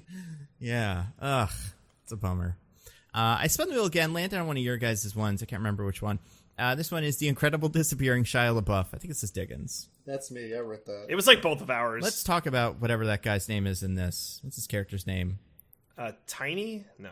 I think it's something else like, Chaz. yeah, something a little more kind of street toughy, but like, I want to say. I Uh-huh. don't think Yeah. it's right, but I want to say Chaz Kraz. that might be it. It seems like something the comics would come up with. Chaz Kramer. Wait, is this a comic character? No. I don't know, but like, it could be, right? He's Feels like not. it was made for the movie. Oh, yeah, his name is Chas. Chas. Chas. Wow. Yeah. Hell of a name. Yeah, so what do we think of him in this? It's awful. It's the worst part of the movie. I mean, it's Yeah. just mostly nothing. Because the reason it's The Incredible Disappearing Shia LaBeouf is he's in the beginning as Constantine's apprentice, who like drives him around in a cab that is not a real cab, I guess. Yeah, I don't know what he's is he like picking up fares when he's not doing Constantine stuff? I mean, No, he just sits there, man. even if he's not, there must be people constantly trying to go in his car, like, "Hey, yeah, can you take me to the Papa Yeah. Midnight Bar?" And he's like, "This isn't a real cab. I know it is a cab. It is factually a cab, but it's not that. Like, can you even do that legally? Can you just drive a cab?" 100% under arrest. And then he'd be like, "Well, excuse me, sir, I have a little cross dipped in the blood of a demon. So is that enough?"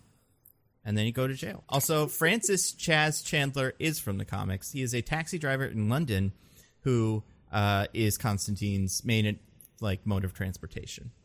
I think it's a different. I think like he's not like his young apprentice though in the comics. Oh, He's no. something else. Yeah, he's like a big old man, kind of like a Billy Butcher type from the Boys, because everybody in one of these comics is that. But So they took creative license and they were like, yes, we'll make him a child. We'll make him... We'll make him Well, that we hot gotta- new thing everybody's into. I was gonna Shia say, LaBeouf. Oh my god. We got to cash in on the white hot star power of Shia LaBeouf, which actually at that Yeah. time was not necessarily a joke. Well, like Was this it that is even Stevens Shia LaBeouf? yeah, this Or is it- pre-Transformers. Yeah. So this is that time where we really didn't know what to do with him, and he was just everybody's little sidekick. Well, this movie definitely didn't know what to do with him because after that little intro bit, when they go to Papa Midnight's bar and he's not allowed in because he can't read the tarot card or whatever, which Yeah. I love that bit. Actually, that bit was really I funny thought that to was me. cute. Yeah, me too. Yeah, he stops showing up until the end of the movie, pretty much. Yeah, it's. Did you guys? We haven't done this on the pod. I don't think. Have you ever seen iRobot? Yeah. I did, yeah. He's like the same thing in that too. He's like the little apprentice boy who's like, Will Smith, let me join you. And Will Smith's like, no, you suck, Shia LaBeouf. Go home. And then he shows up at the end of the movie for a little bit, and that's it. I, Robot, also a movie that starts with a suicide as a sent message. So, very similar in a lot of ways. That's a classic film noir trope also. Somebody dies and sends you a message. How about a jumping off a building suicide? Jumping off a high building, that's part of it too. It's just so similar. There's so many points that are like, oh yeah, that's iRobot. There's a, like, the angel kind of figure that's the, computer is the good guy, but then it's the bad guy. I think you can map it pretty closely. He doesn't smoke in that, though. He probably does, he probably vapes because it's the future. When does that movie take place, like, today? Oh, man. I think we're probably close. iRobot takes place. Right? Like, why wouldn't it? It's not that far in the future, right? iRobot's hard because there's the company 2035. iRobot. We're still 13 years away. Oh. All right, good. It's good. It's 13 more years before we have those really bad-looking robots with the kind of, CGI faces that don't look good. Yeah, like that kind of dopey expression. It's like, ooh, that's all right. Although that movie does contain one of the greatest robot clapbacks of all time. I think I know what you're talking about, but yeah, what is it? Well, I know what it is. Will Smith, actually. who's robot racist, is being like, robots can never be a real person. Can you paint a masterpiece? Can you create a symphony? And the robot thinks for a second and is like, can you? And he's like, damn. Yeah, shut up. I don't know, be like, if I try hard enough, maybe. Yeah, if I didn't have to deal with fucking Shia LaBeouf every day, I'd probably have the time. But instead this kid just keeps weaseling his way into my business, so I can't. He has a weird accent in this, too. And, like, a weird voice. I wasn't 100% kind of like sure what character. he was going for. Where is Angel City supposed to be, guys? I assume Los it's Angeles, Los Angeles, the city right? of angels, right? It's probably London, but by way of Los Angeles in this movie. Because Constantine's from, London. This movie is set in America. Like, this is an American Constantine. Because studio executives were like, if these British American people won't want to watch it. And they've seen Keanu Reeves' accents, and they didn't want to open that, can of worms again. There's only so much we can, suspend our disbelief for. But I legit thought we were doing a City of Angels thing. Legit. I think that's probably what they were going for in the movie. I'm just saying that Nando is correct that Constantine is usually set in London. And I would bet, too, that Shia LaBeouf's character is from New York, though, because he does feel like a little newsy or something. He's like those guys in Ambu-LAians who are like fucking Brooklyn gangsters going, hey, I'm walking here, hey, officer, I'm going to have my mom give you one of her great cannolis.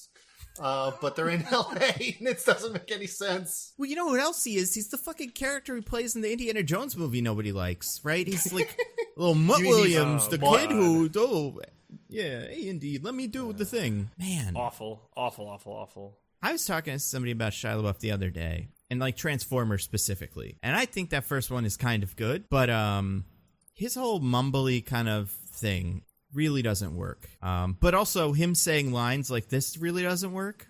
So like, what's he for? What I think he's for shouting, no. Yeah.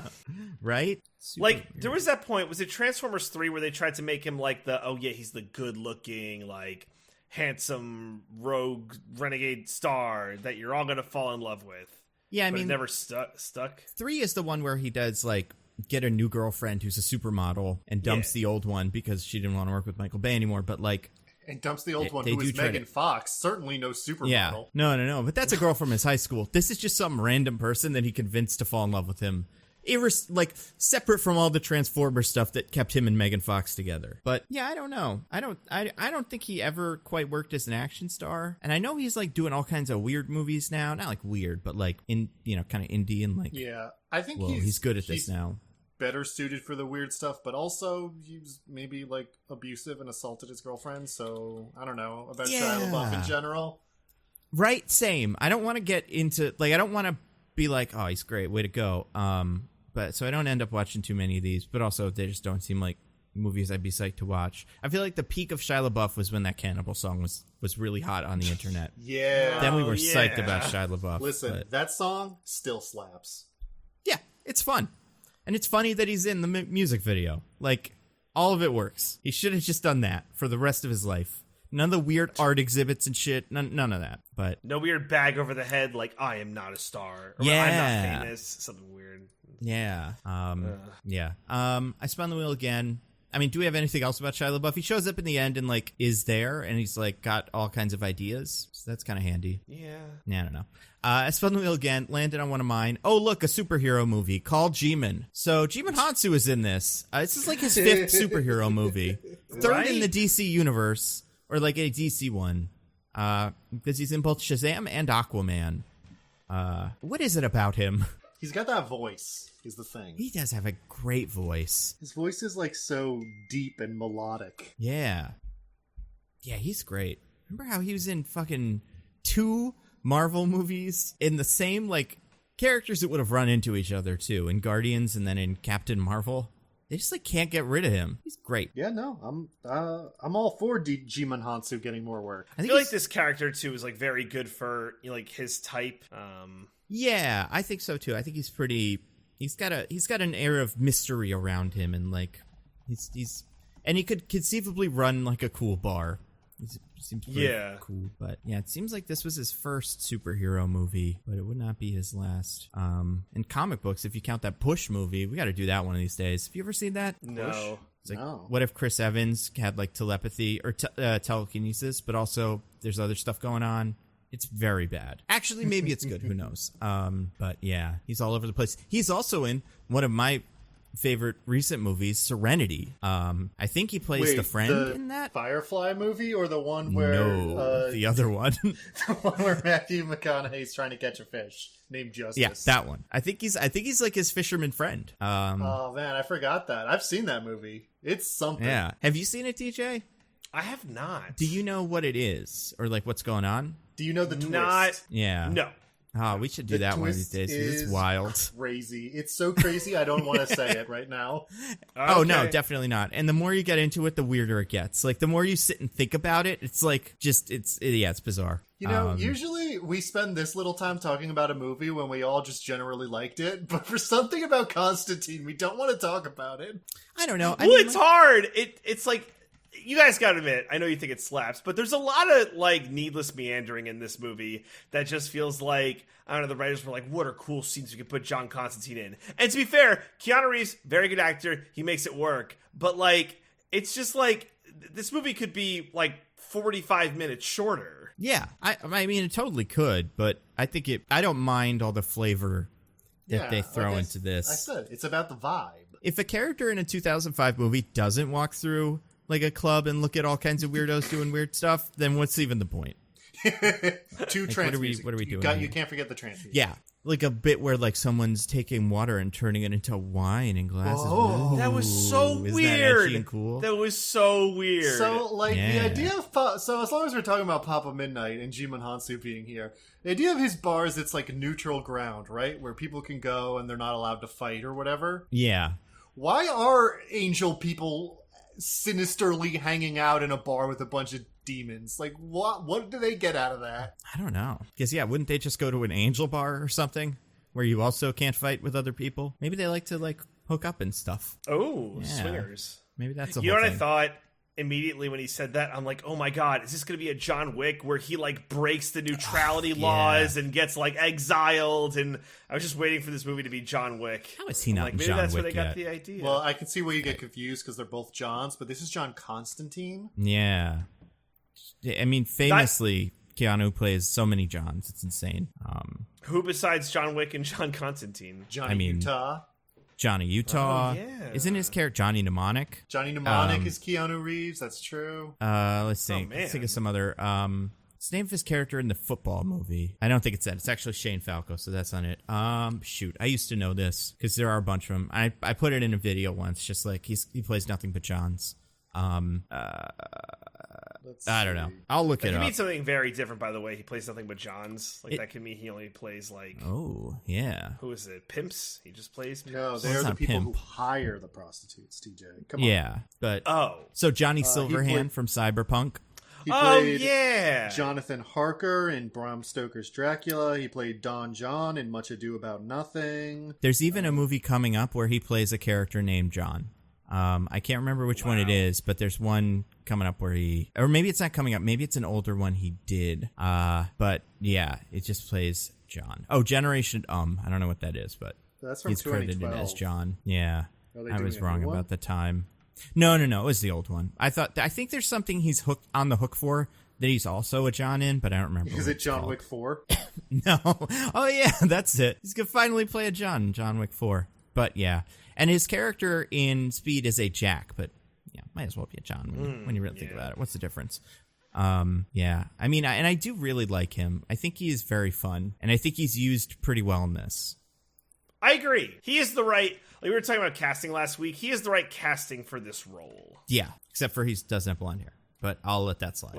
I mean, I'm honestly glad he didn't dye it for this movie because I think Keanu Reeves would look really bad with blonde hair. It probably would. Has he ever done it? I'm not sure. Blonde hair? Right? Like, I don't think it would be great, but I don't know if he's ever if he's ever tried. And like I agree, he probably shouldn't do it. But yeah, there's something. No, this is definitely like a Photoshop. Never mind. Oh, is it does it look good?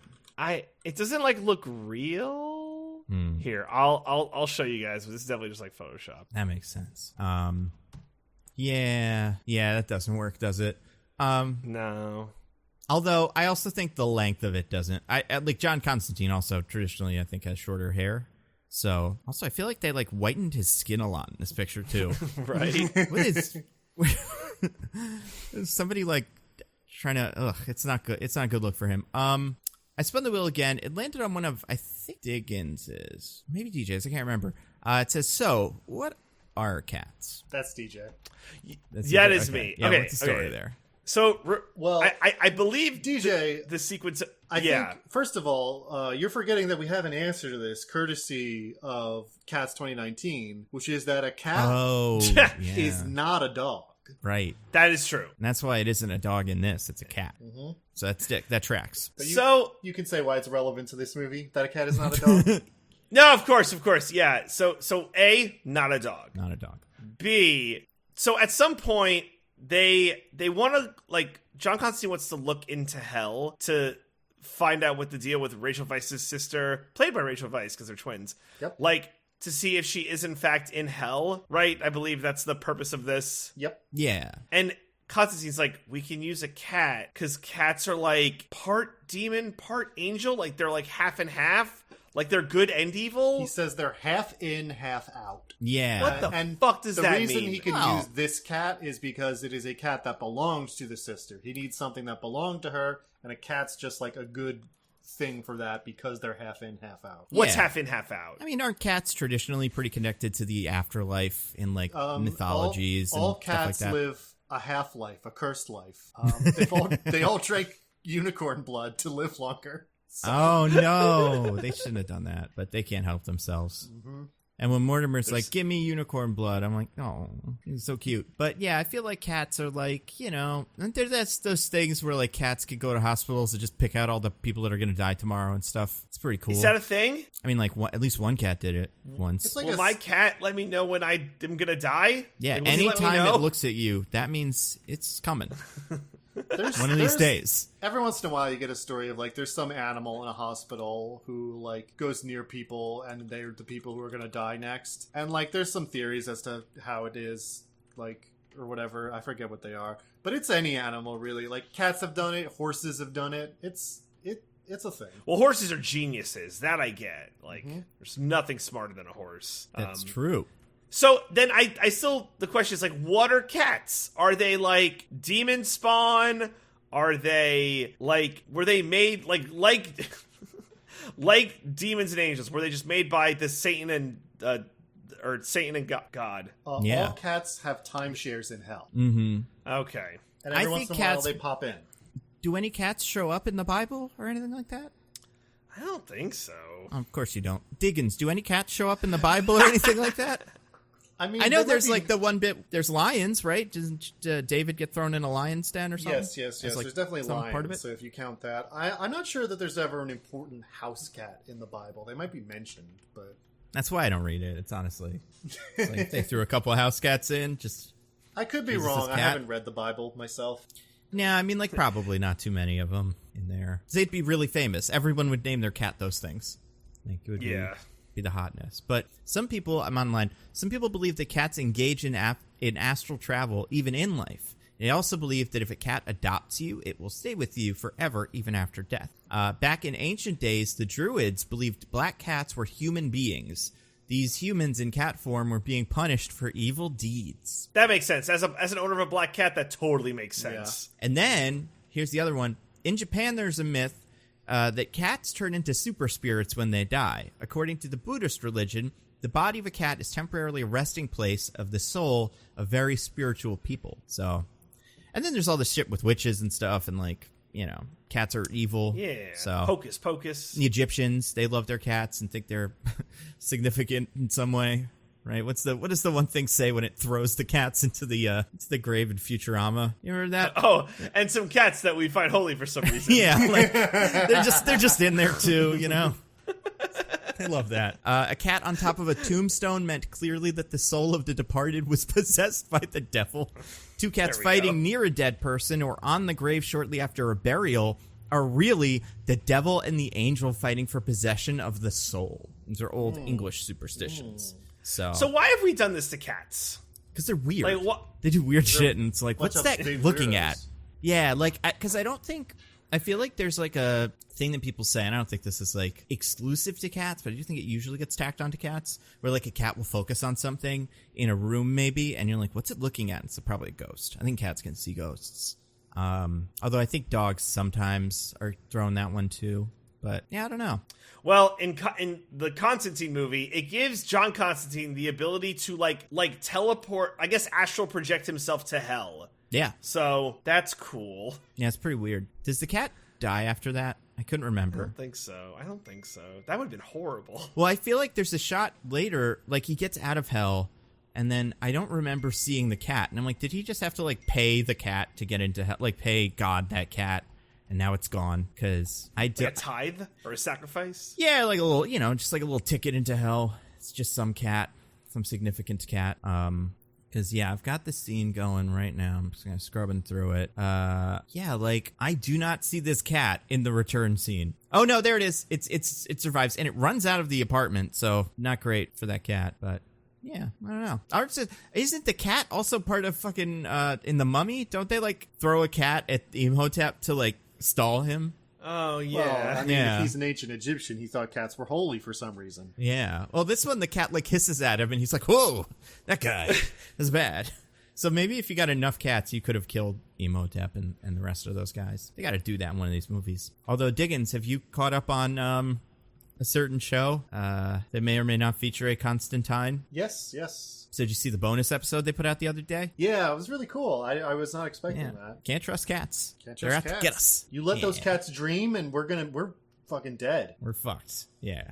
I'm going to be one of the people that pets the cats, though, but I don't know about the rest of you guys. You'll be a cat I've servant. already made a deal with our cat overlords. Yeah, I'm giving in. Yeah, the cat thing in this movie is fun. That's part of what I like about Constantine in comics and stories like this, is he just shows up and everybody's like, oh man, there was a demon. And he's like, all right, get me a screwdriver and 20 pennies and a feather. And I can like make the demon go away. He just like knows all this shit. Can I Been say, at it for so long. I did like in the opening scene where he's exorcising that demon from that Filipina girl. Oh, yeah, it was great. Where he like tears down the curtains so the sunlight comes in and he's like flipping through all these symbols to see like, all right, which one do you hate? This one? Got it. But B, did anyone else, when he was doing the thing with the cat where he was like really staring intensely at it while Rachel Weisz was leaving the room and he goes, I hate this part, and he's like holding it really tightly by the neck, I was like, is he about to snap this cat's neck? I did think so. Yeah. I that line is a little worrying. It's like, he's not gonna kill this cat, is he? That's how we know he's a hero, is he lets the cat live. Yeah, if there's anything I know Rachel about Weisz writing needs. screenplays, it's that if somebody saves a cat, it means they're the good guy. Yeah, and if you use it to travel to hell, that means you're extra good. But yeah, Let this cat be useful. It was good. It's a good cat, pretty cat too, like a gray, like probably like a Russian blue or something like that. It It's a sharp-looking cat. Also, wait a your second. Cat expertise. Is it in Rachel Weisz's apartment or the? Oh well, I guess the sister doesn't have an apartment anymore. Yeah, she was in a mental hospital. I assume that was Rachel Weisz's apartment, and she just has gotten her sister's things because she's her living relative. That makes sense. Good for her. Does that mean she had a cat in the insane asylum? Or she's been in the insane asylum. How long do we know how long she's been there? She said it had been a few weeks since being committed this time, but she's been kind of in and out over the years. Okay. Probably shouldn't have a cat then. At this point, just leave it at Rachel Weisz's house so she gets to come visit it. Yeah. Like, I feel like that's a lot for the cat of like, okay, she's in the asylum now. You're going over to your aunt's house. I mean, Rachel Weisz should have it. They're both Rachel Weisz, but you know what I mean. I can't remember their actual character names. Yeah, Angela I don't Isabel. know. Ugh, Angela, really? Which one was the alive one? Very good. Angela. Okay. Angela, by the way, do you remember the last name? Because this one got me a couple times. Dodson? No. Dodson from Jurassic World. He's back, baby. Oh, yeah. The villain of the most recent one, and the guy that, what's his name, Newman yells about. Mm-hmm. Do you think that cannot forget Dodson. That Angela and Isabel are his daughters? And just off screen somewhere, people are bringing back dinosaurs, but Constantine's like, I don't care about that. They're not demons. It's whatever. Yeah, it's not my area of expertise. Well, that's what Superman. And that's what Constantine would do, too. He'd be like, I'm not getting involved in the dinosaur shit. I do demons, and I don't even know who you would call for dinosaur stuff in the DC comics. Who's there? Khazar, the Savage Land Man or something. I was gonna say, if it was Marvel, it would be Khazar. Yeah, so... I like that specialization of labor in the DC universe. I appreciate it. I guess Animal Man or the Buona Beast or something like that could probably deal with it. Maybe Beast Boy. Sometimes he turns into a T-Rex. Oh, yeah. Yeah. I spun the wheel again, landed on this one of mine. He died for 2 minutes. So Constantine died for 2 minutes and went to hell for a lifetime, according to himself. It feels like a lifetime. Is that You're just... in hell. Is that just because of his special powers, or does anyone in this universe who has one of those deaths where they die for a little bit of time hang out in hell until they're back? Well, they were supposed to be in hell. Not necessarily. Imagine the reverse if you went to heaven and then came back. Right, but you do go to that afterlife and just post up for some sort of time that is kind of scaled depending on how long you were there. I guess, yeah. That fucking sucks. If you went to heaven and had to come back. Oh my god. And if you went to hell, because then I'm I guess I'm going to hell when I die for real. Yeah, so but you can that change sucks. that. You can be I'm going to be a better person now. Repent all of my sins and seek absolution from a Catholic priest, the one true religion. According to Gabriel, you can't, though, so it's kind of bullshit. Well, Constantine can't. Well, in this movie, suicide's a mortal sin and cannot be repented, even though that's not true. Yeah, but if you just got bonked on the head and then we're I don't know what they call it. There's a name for that, right? Where you die for a couple seconds and then you're back. Sneezing. Yeah, there you go. So if you just got bonked on the head and you sneezed, then you would go, to hell for a day or two, and then you'd be back. And then you'd be like, oh yeah, definitely not. And then you'd do it again and go to heaven and you'd be like, okay, cool. I think I did it. I think I'm good. So yeah, this is something people should do more. I spun the wheel last time. It landed on one of Diggins's. Do you want to read this one? I'm not sure which one this is. Is this the one it's about the end of the movie? Yeah. Yes. Okay. The movie's climax, presented by Quentin Tarantino. Yeah, he can't help himself. He would have made a good Constantine movie. Not that this one's not good, but he probably likes Constantine. But what do you mean by that, Diggins? It's not good. That's true. Hey. So we get to the end of the movie. Rachel Weisz's character, Angela, is revealed to also be a powerful psychic just like her sister who can see demons and stuff. And so she gets kidnapped by the demons so that she can serve as a conduit for Mammon, the son of Satan, to come to Earth. So Constantine has shown up to rescue her. He sprays a bunch of half-breed demons with holy water and then shoots their faces off with a cross-shaped shotgun, which owns. That's pretty sick. Yeah, that reminds me of that Blade scene with the blood rave in the beginning of that, and it's blood coming from the ceiling. Hell yeah. Put the sprinklers on and let your hero do some killing. We're all good. But then he and Shia LaBeouf go in, beat up all the demons. They're trying to save Angela. Shia LaBeouf gets killed by some mysterious force after he helps him stall the demons. Very sad. Everyone's sad when Shia LaBeouf dies. I couldn't remember. He does definitely die, though. He's not just knocked out. He's totally dead. His eyes are wide open and everything. Okay, cool. Just want to make sure because otherwise the movie, I may have to deduct some points. If Shia LaBeouf lived.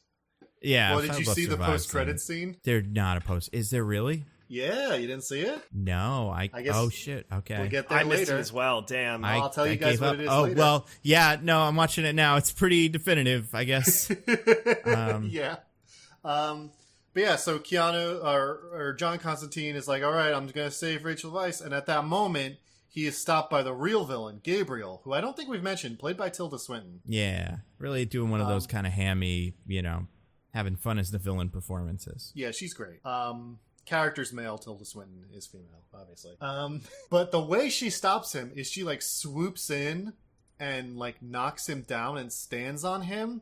And we're treated to several loving shots of her like smushing his face into the ground with her bare foot. Yeah. And it's a lot. Now, I do think it's worth mentioning, in the first time we meet her, she's wearing like a suit or something. Yes. Like your classic well-dressed kind of angel, so they're like high society. In this, she's wearing like a jumpsuit, white jumpsuit with like hospital bands all over her arm, and it's a very interesting look. I don't know what it is. Appreciate it. Yeah. He looks like he just came out of an insane asylum and like tore up his straitjacket and is wearing that as like clothing. Well, he looks like a Miley Cyrus music video character who's doing that. Like they're wearing the like edgy 2000s clothes of that. Yeah, I don't know. Maybe that's what goths were wearing back then. I don't remember. Mm-hmm. But yeah, so we get just several loving shots of Tilda Swinton feet, and then before Gabriel lol knocks Constantine out of the room and is like, I'm going to bring Lemon back now, okay? See you later. And you think, well, surely the feet are over now. But then Constantine pulls a brilliant move. He slits his wrists with some broken glass to kill himself. And Satan himself shows up because, as someone said earlier in the movie, Constantine's is the one soul that Satan himself would come to Earth to claim because he hates him so much. Yep. And Satan is played by Peter Stormare, which brilliant choice. Absolutely fantastic. Yeah, fun. I feel like almost always, except for that one movie where Will Smith was Satan in like high top sneakers, almost every time they cast a Satan, I'm like, yeah, that guy's pretty good. I always like him. Yeah. Even Ghost Rider? Loved both of those Satans, yeah. I think I like the second one more, the one from Game of Thrones. But I think the first one, Peter Fonda, right? That's like a fun Satan. I don't think he's given as much to do, and he's not able to be like super, like hammy, but I think it's a pretty solid role. Although that's also a movie I like they put him in this one where Satan's not actually the bad guy because his son is, and he doesn't like what his son's doing. Right? Yeah. And that one came out after this, so they stole that from here. Mm-hmm. But yeah, I like that they put him in all white. That was cool. Yeah, he's actually, apparently that entire outfit was Peter Stormare's idea. Originally he's supposed to be like a leather daddy. Oh, because they have fun. No good ideas when it comes to Satan. I don't mind it. I think it's kind of fun. But yeah, so he comes down and you're like, oh man, Peter Stormare, great. But the first thing we see is some tar dripping on the floor because he's also barefoot and his feet drip tar, and we get to look at that for a while. And it's like, damn. Quentin Tarantino really was involved in this movie, huh? Yeah. Just kidding. Quentin Tarantino would never want to look at a man's feet. You gotta do that every so often to throw you off the scent. But yeah, he's a very particular guy. I mean, do you think he would look at a man's feet if after he did that he got to look at Tilda Swinton's feet? Would he make the trade? Yeah, I think that's worth it for him. Tilda Swinton has like a very mysterious air about her, and I think Quentin couldn't help himself. You got to see them feet. Yeah. I think it was offered as that kind of bargain. He would take it, but I don't think he would make that choice independently. Right. Yeah, that makes sense. A devil's bargain. I do like the ending. Bargain. I think what he does next is clever. It's very unique, which is nice, especially for it's not like really a superhero movie, but for a movie starring a DC comic book hero, it's a good, unique ending. I think it's one of the better parts of the movie. Right. So Satan shows up, and because he's there now, Constantine's like, go check the other room. Your son's doing some shit you wouldn't like. So he stops Gabriel from bringing Mammon to Earth and is like, go home, idiot. And then asks what Constantine wants for, bringing this to his attention. And he's like, bring Isabel, Angela's sister. Let her go to heaven, even though she committed suicide. And Satan's like, all right, well, you're going to hell now because you killed yourself. So I'm looking forward to torturing you for the rest of eternity. But oh no, Constantine finally did a selfless thing, killed himself to save the world, and then gave up his chance to reverse it by to save another person's soul instead.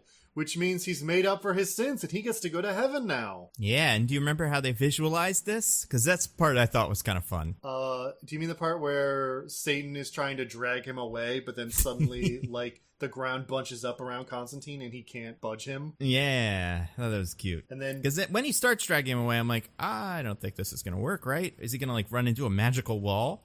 And then it's like, nope, Constantine's just too heavy. The heaviest part. And then he starts floating and flying away to heaven. And the devil's like, no, I want to torture you. You're a bad person. So I'm going to heal your wounds and rip the cancer out of your lungs. Because we both know you're an asshole. And you're going to go to hell again if I give you a chance. You're fair. Which I honestly love as the should devil's be allowed to boy do here. that. I love that. Yeah. Oh, yeah. It sucks he's allowed to do that. Like, John Constantine can get no peace. Which for him, it's like, God damn it, this is so typical. I was going to say, my fucking life. I would totally take more life from the devil if I didn't have to do anything and he was just mad I wasn't going to hell. But then I guess in this situation, I know heaven exists and I'm going there. So yeah, I'd rather go to heaven. Yeah. Because you could fuck it up and not go to heaven now if, you know. Right. You do something dumb. Yeah, I mean, I feel like Constantine is one of those characters who he's like always like, I'll never get into heaven, and it's like, I think you're on you're on God's list of guys that saved the earth a million times. You're probably gonna be fine. I'm not super worried about you. Well, you can't buy your way into heaven, Nando. Right. But, like, God owes Constantine so many times for, like, stopping the devil. And maybe the God in the DC universe is a jerk. I don't remember what we decided about him. But, like... It depends. You gotta help hook his buddy up. Well, like, maybe God is embarrassed about that time he skipped out on the check with Howard the Duck. And since Constantine knows about that, he's like, he can't go to heaven. He'll tell all my angels about that time I stuck Howard the Duck with the bill. Get it? The bill? He's a duck. Ah, very good. Oh, I get it. Very good. That probably happens to him all the time. Yeah, I'm sure people make... I get it. That must be one of those jokes, you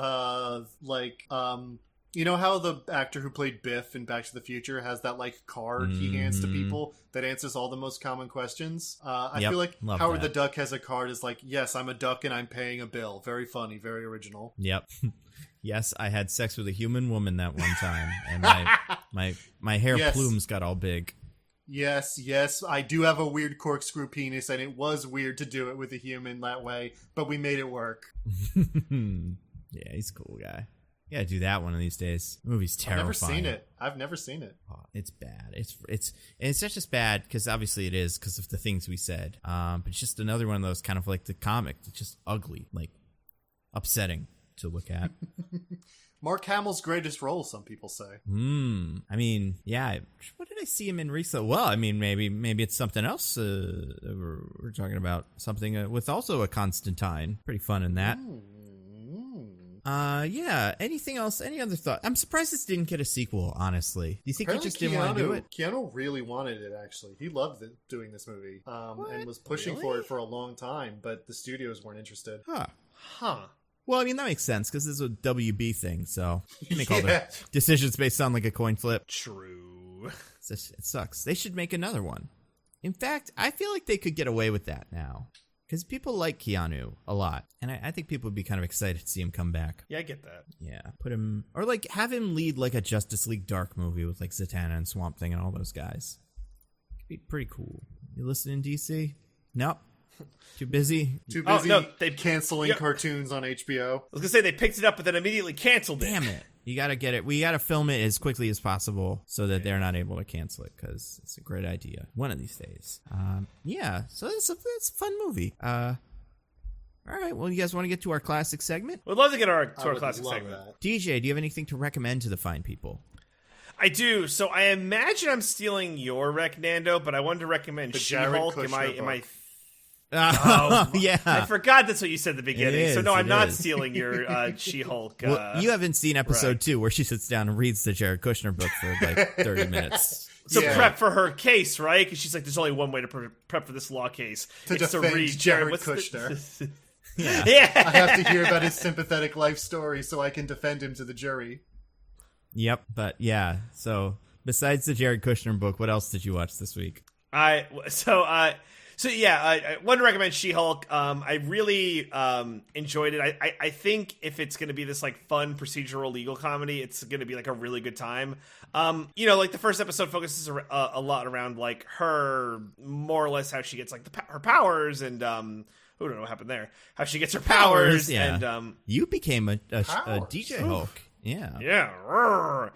And kind of the interaction with Bruce.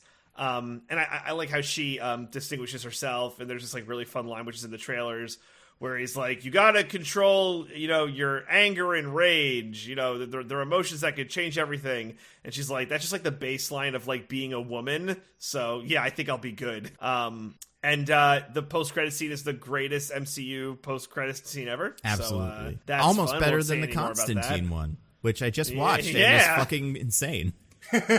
Oh yeah, because we moved on from the movie. The Constantine post-credits scene is he goes to Shia LaBeouf's grave and is like, "I'm sorry, you're dead." And then Shia LaBeouf is an angel. Yep. Oh my god! But like a super dumb-looking one. Like he doesn't have like a happy angel face. He like looks all mad and tough. So it doesn't work at all. I love how they had to give him that shine. Oh yeah. my god. So yeah, would definitely recommend She-Hulk. I know, like, I don't know if it's gotten how it's been received, but I think it's definitely worth watching the first episode. I mean, it's got a pretty positive reception besides all the 1-star reviews and stuff. I think most critics think it's pretty fun and like a breath of fresh air, Marvel universe, all that stuff. I enjoyed the first and that's episode, the first episode. I no longer trust these Disney Plus shows until they're over. Yeah. That's fair. That I totally get that. So yeah, would definitely recommend that. Also, I'm finally got around to Stranger Things season 4. I think you already wrecked it, Nando, like when it was actually relevant. Probably. I did like it when it happened. So I'm finally getting to it, and I just wanted to say it's great. If you haven't watched it, definitely watch it. I think, Nando, you mentioned this at the time, but like the Hawkins stuff is the best, and then everything else is kind of eh. Yeah, I think the Russia storyline is super weak, and I don't care for it. I haven't finished it. I'm like literally in the middle of the last episode, which is like 2 hours long. But unless it picks up, I think that's probably bad. But the rest of it is great. I love this season. It's so much better than 2 and 3. I don't know how they figured out to make it better, but they just made it so much better. And Eddie's the coolest guy ever. I love Eddie so much. Eddie Brock, Tom Hardy. Eddie Brock. Love Eddie Brock. So, yeah, those are my recommendations for this week. I don't think I have anything else, because that's, like, all I've been doing. All right. Diggins, you got anything to recommend? I do. So, I saw a little movie this past week. That was the number one movie in America. I don't know if you saw. Oh? I did not see, or maybe I did. I don't remember what it was. Well, you definitely didn't see the movie, Nando. I'm just saying if you saw that it was the number one movie in America, because it's kind of surprising. Oh, no, I didn't see that either. Was it Day Shift? They released it in theaters? Yep, it was Day Shift. I watched Day Shift. No, it was Dragon Ball Superhero. Oh, yeah, I did see that got a lot of love. Yeah, it was good? Yeah, it's... So I wouldn't say it is still not quite at a level where I'll be like, even if you're not a big Dragon Ball fan, you should go see this one. It's still kind of something that you gotta know who these characters are and have a fondness for them to like really enjoy it. But I think it's the closest any of these have come to being a real movie, in that there's actually some kind of like character development, or I mean not development, but there's like character stuff. There's a plot going on. It's not just an excuse to have a big fight. I mean, it's mostly an excuse to have a big fight, but they actually do other stuff too. I think it's about on par with the Broly movie. That was the last Dragon Ball Super movie they did, which was surprisingly really good and made me care about Broly, a feat I thought impossible. This one is, I think a really nice thing about this one is actually like Goku and Vegeta are barely in it. They're like off doing something else. And it's mostly about Piccolo and Gohan. So we get a lot of new stuff, a lot of like character stuff that we don't normally get out of these movies because they're too busy being about Goku and Vegeta. Especially those of you who love Piccolo as Green Dad to Gohan, and now Green Grandpa to Gohan's daughter.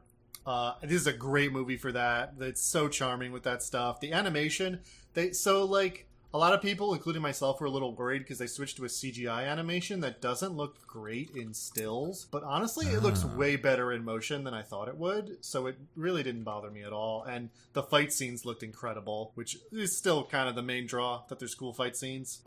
Yeah. But yeah, I think if you're a Dragon Ball Super fan, and especially if you saw that Broly movie and liked it, I think this is on par. You should totally check it out. Nice.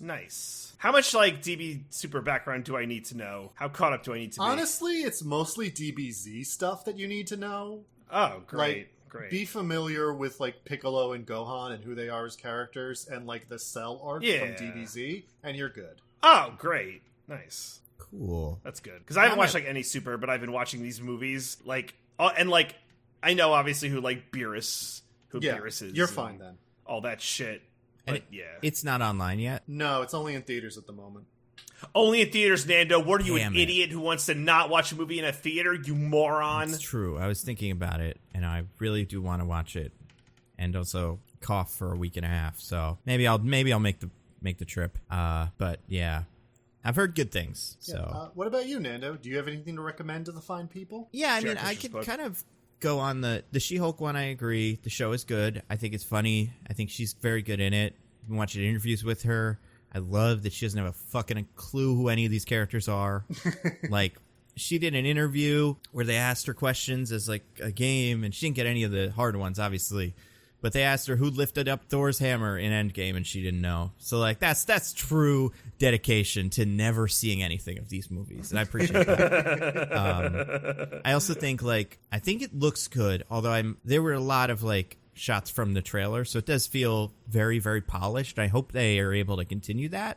Not because I'll hate it if it's not like that, but I do think that if they nail the She-Hulk design and it looks great throughout the show, that'll be an achievement. You gotta say, though, she still hasn't broken a bed having sex with someone, so I still can't give it my approval. She broke one bed from the alarm, so I'll take one as like a introductory. We have to get used to the idea that she breaks beds, but yeah, I think by episode 4 we'll have a broken bed for sure. Especially because I started rereading the Dan Slott She-Hulk comics for book club, because that's what we're doing this month.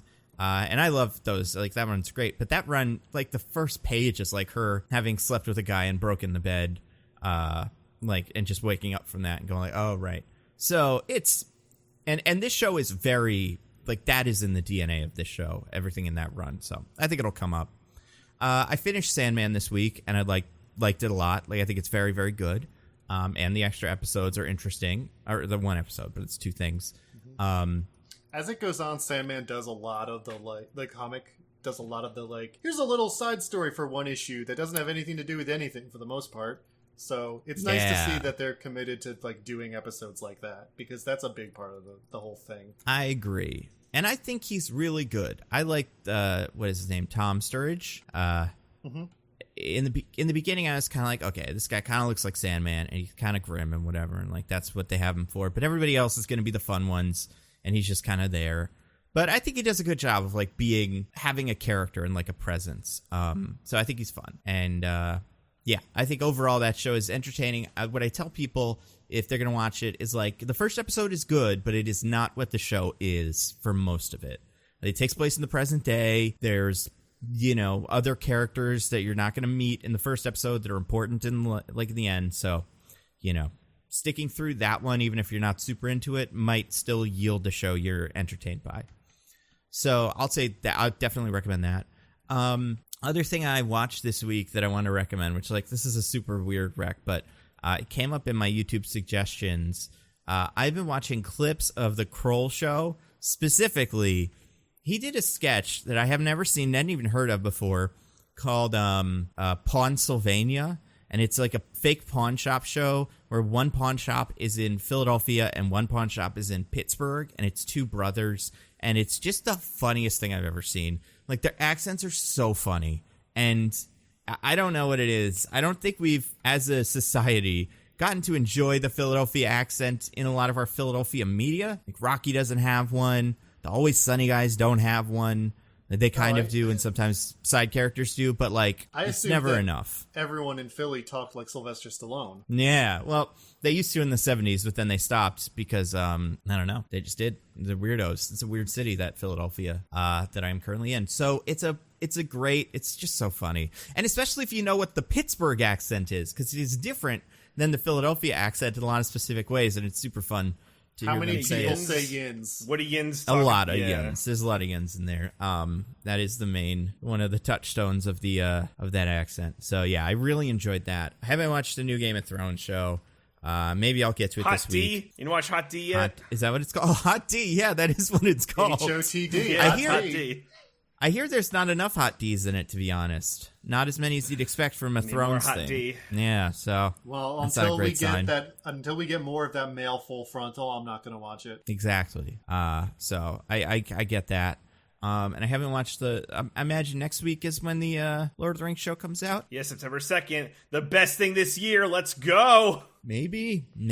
I couldn't hope even. Everyone's excited. I wouldn't be surprised. Some people were saying we should do the Hobbit movies as a build-up to that, and I think those would make great episodes, but also I would want to die rewatching those movies. Yeah. That's a tough ask. You would need a cat to portal to me to hear what I thought of the Hobbit movies if I had to watch. Because I've seen all three of them. I don't like them, Me but too. seeing them again would be even worse. Yeah, that's tough. Sorry, everybody. Yeah, it's okay. I mean, maybe I'm not definitely saying no, but Yeah, I'm not ruling it out. that is a I'm just saying scary it would be a prospect. very painful experience. Absolutely.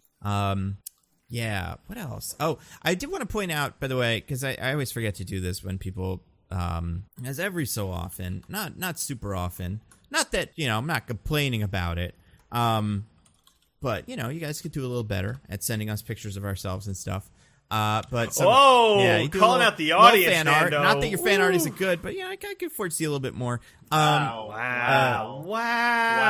A viewer. That's crazy. A listener named Sammy made a little video of us in Legos, and from like a clip from one of our shows, and it is very cool. Michelle loved that, by the way. Yeah. Is it great? Did you post it? Because I didn't post it because they just sent it to me as a video, and I just see. It's an uploaded it to unlisted like a video secret and channel that I everything. use Yeah. so that you guys could see it. But yeah, so I like it. It's just for us. No one will ever see it. I mean, it might be on YouTube somewhere. I don't know. But yeah, so if you the fine listeners want our adoration and praise, draw pictures of us. I don't know. I stand by my core take, by the way. Just saying. Yeah. Oh man, I was vibrating so badly. So much. You were. So much. I mean, I don't know. I still haven't watched them. I'm gonna wait for the movies or the TV shows that Netflix is doing that everyone's not super thrilled about. Can't wait. Speaking of things, do you guys want to? Do you have anything to plug, DJ? Yeah, same old Roses and Rejections. Got Hometowns. Yeah, check that out on the Pop Break TV podcast feed. Cool. What's going on? Like, do you have a favorite one? I think they're all bad, and I'm like done with this season. I would rather watch The Hobbit than continuing to watch the season of The Bachelorette. It's awful. Yeah. Awful. But you don't need want to to see introduce us. what's his name? Patrick Warburton? Is he He on was it? on that. He's an uncle of one of the contestants. So he was on it. Yeah. He's a crunkle or a cronkle. A Cronkle. That's about as good as it gets. All right, Diggins, do you have anything to recommend to the fine people? Well, I did. I already mentioned it, but I also have some plugs. Damn it, I always do. I'm like 50-50 in the last couple of months. But yeah, do you have anything to plug to the fine people? Just my usuals. I have my newsletter, littleperspective.substack.com. I stream sometimes at twitch.tv/thisisanodname. And you can still read my story, Pay the Blood Price, at distantreaches.com. What about you, Nando? Anything to plug? No, I mean videos and stuff. I was going to ask, have you streamed? I've heard a lot of good things about that new Cult of the Lamb game. Have you played that yet? I haven't. I want to play it. I would think about it. I would think about it. Yeah, I was kind of expecting maybe that would be your rec. So I was waiting, but I've heard good things, maybe mostly very good things, but I've tried not to read too much about it to not get spoiled. I feel like I'll end up playing it by the end of the week. But as far as things to plug, I put out a video this week that was my casting the Bat family, so just Nightwing, Batwoman, Batgirl, and the Red Hood. The next one, it won't be my next video, but I'm going to do one on the other four guys, the main four Bat family members, Stephanie, Cassandra, Tim Drake, and Damian, even though Damian sucks. So we'll see. And then maybe I'm going to do another one. So people have been being like, do this guy, do like Signal, or I don't know. He's the one that comes up the most. who's like and I didn't include him because he's just super new. Like, I don't think that character's been around for more than like 5 years, and they're fine. But even Damien's been around for like a decade, and he's Batman's son. But I might end up doing one that's like some of those characters that's not on Nebula, that's like its own YouTube video with like Signal and maybe like Batman Beyond and a couple of others that have been recommended. I kind of forgot about him, honestly. So that might be up soon, or like in the next couple months. I also have a video dropping very soon about a Guardians of the Galaxy thing that I don't want to get too into. They'll probably be up by the time this podcast goes up. And then after that, I don't know, maybe a Thunderbolts pitch. Trying to get that out before Disney Plus Day, which I think is the 9th of September, which is when Thor comes out. So, DJ, you can finally get to watch it. Woo! Yeah. Whoa. Temper your expectations. Not saying it's bad, but I am saying, make a good time with it. Yeah, I mean, people have opinions, so it's fine. You can hear ours. It's the first me movie. And Nando's in that podcast. I was going to say, was it the first one we did without you, or one? No, Lightyear was. Oh, okay, yeah. Yeah. So, yeah, you got that you have the Thor movie to look forward to, along with some other weird thing that they have going. What is, there was something on Disney Plus Day that I was like, they're making that? I don't know, maybe a Cars show or something? Cars on the Road? Yeah, that's probably it. Or Obi-Wan Kenobi, A Jedi's Return? Or... More? No! Not more! Pinocchio? I thought we were done. Oh, that's it. The Pinocchio movie. Yeah. Keep forgetting that exists. The bad one that no one wants. Not the we should do that for the pod. We will definitely do that for the pod. I mean, we've wait. set a precedent that we'll do any shitty Pinocchio movie that comes out. That's true. We got to do all 3 Pinocchios this year. We gotta hit it's a real Pinocchio year. Yeah. So cool. Any ideas for next week, by the way? Now that we're talking about it. Day shift. I've heard nothing but bad things. Exactly. It's already out of the public consciousness.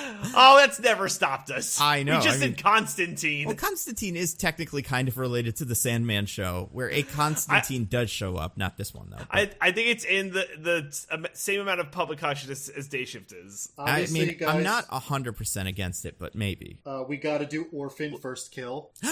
Oh, yeah. Or we could do the Woke Camp. We were talking about that one, too. Oh, they, them, yeah. I've never seen the first Orphan movie, but I know the whole deal, and I cannot imagine how they're making a prequel to that. So the whole premise is fascinating to me. But now I'm actually really excited for this Pinocchio movie. Tom Hanks looks so weird in it.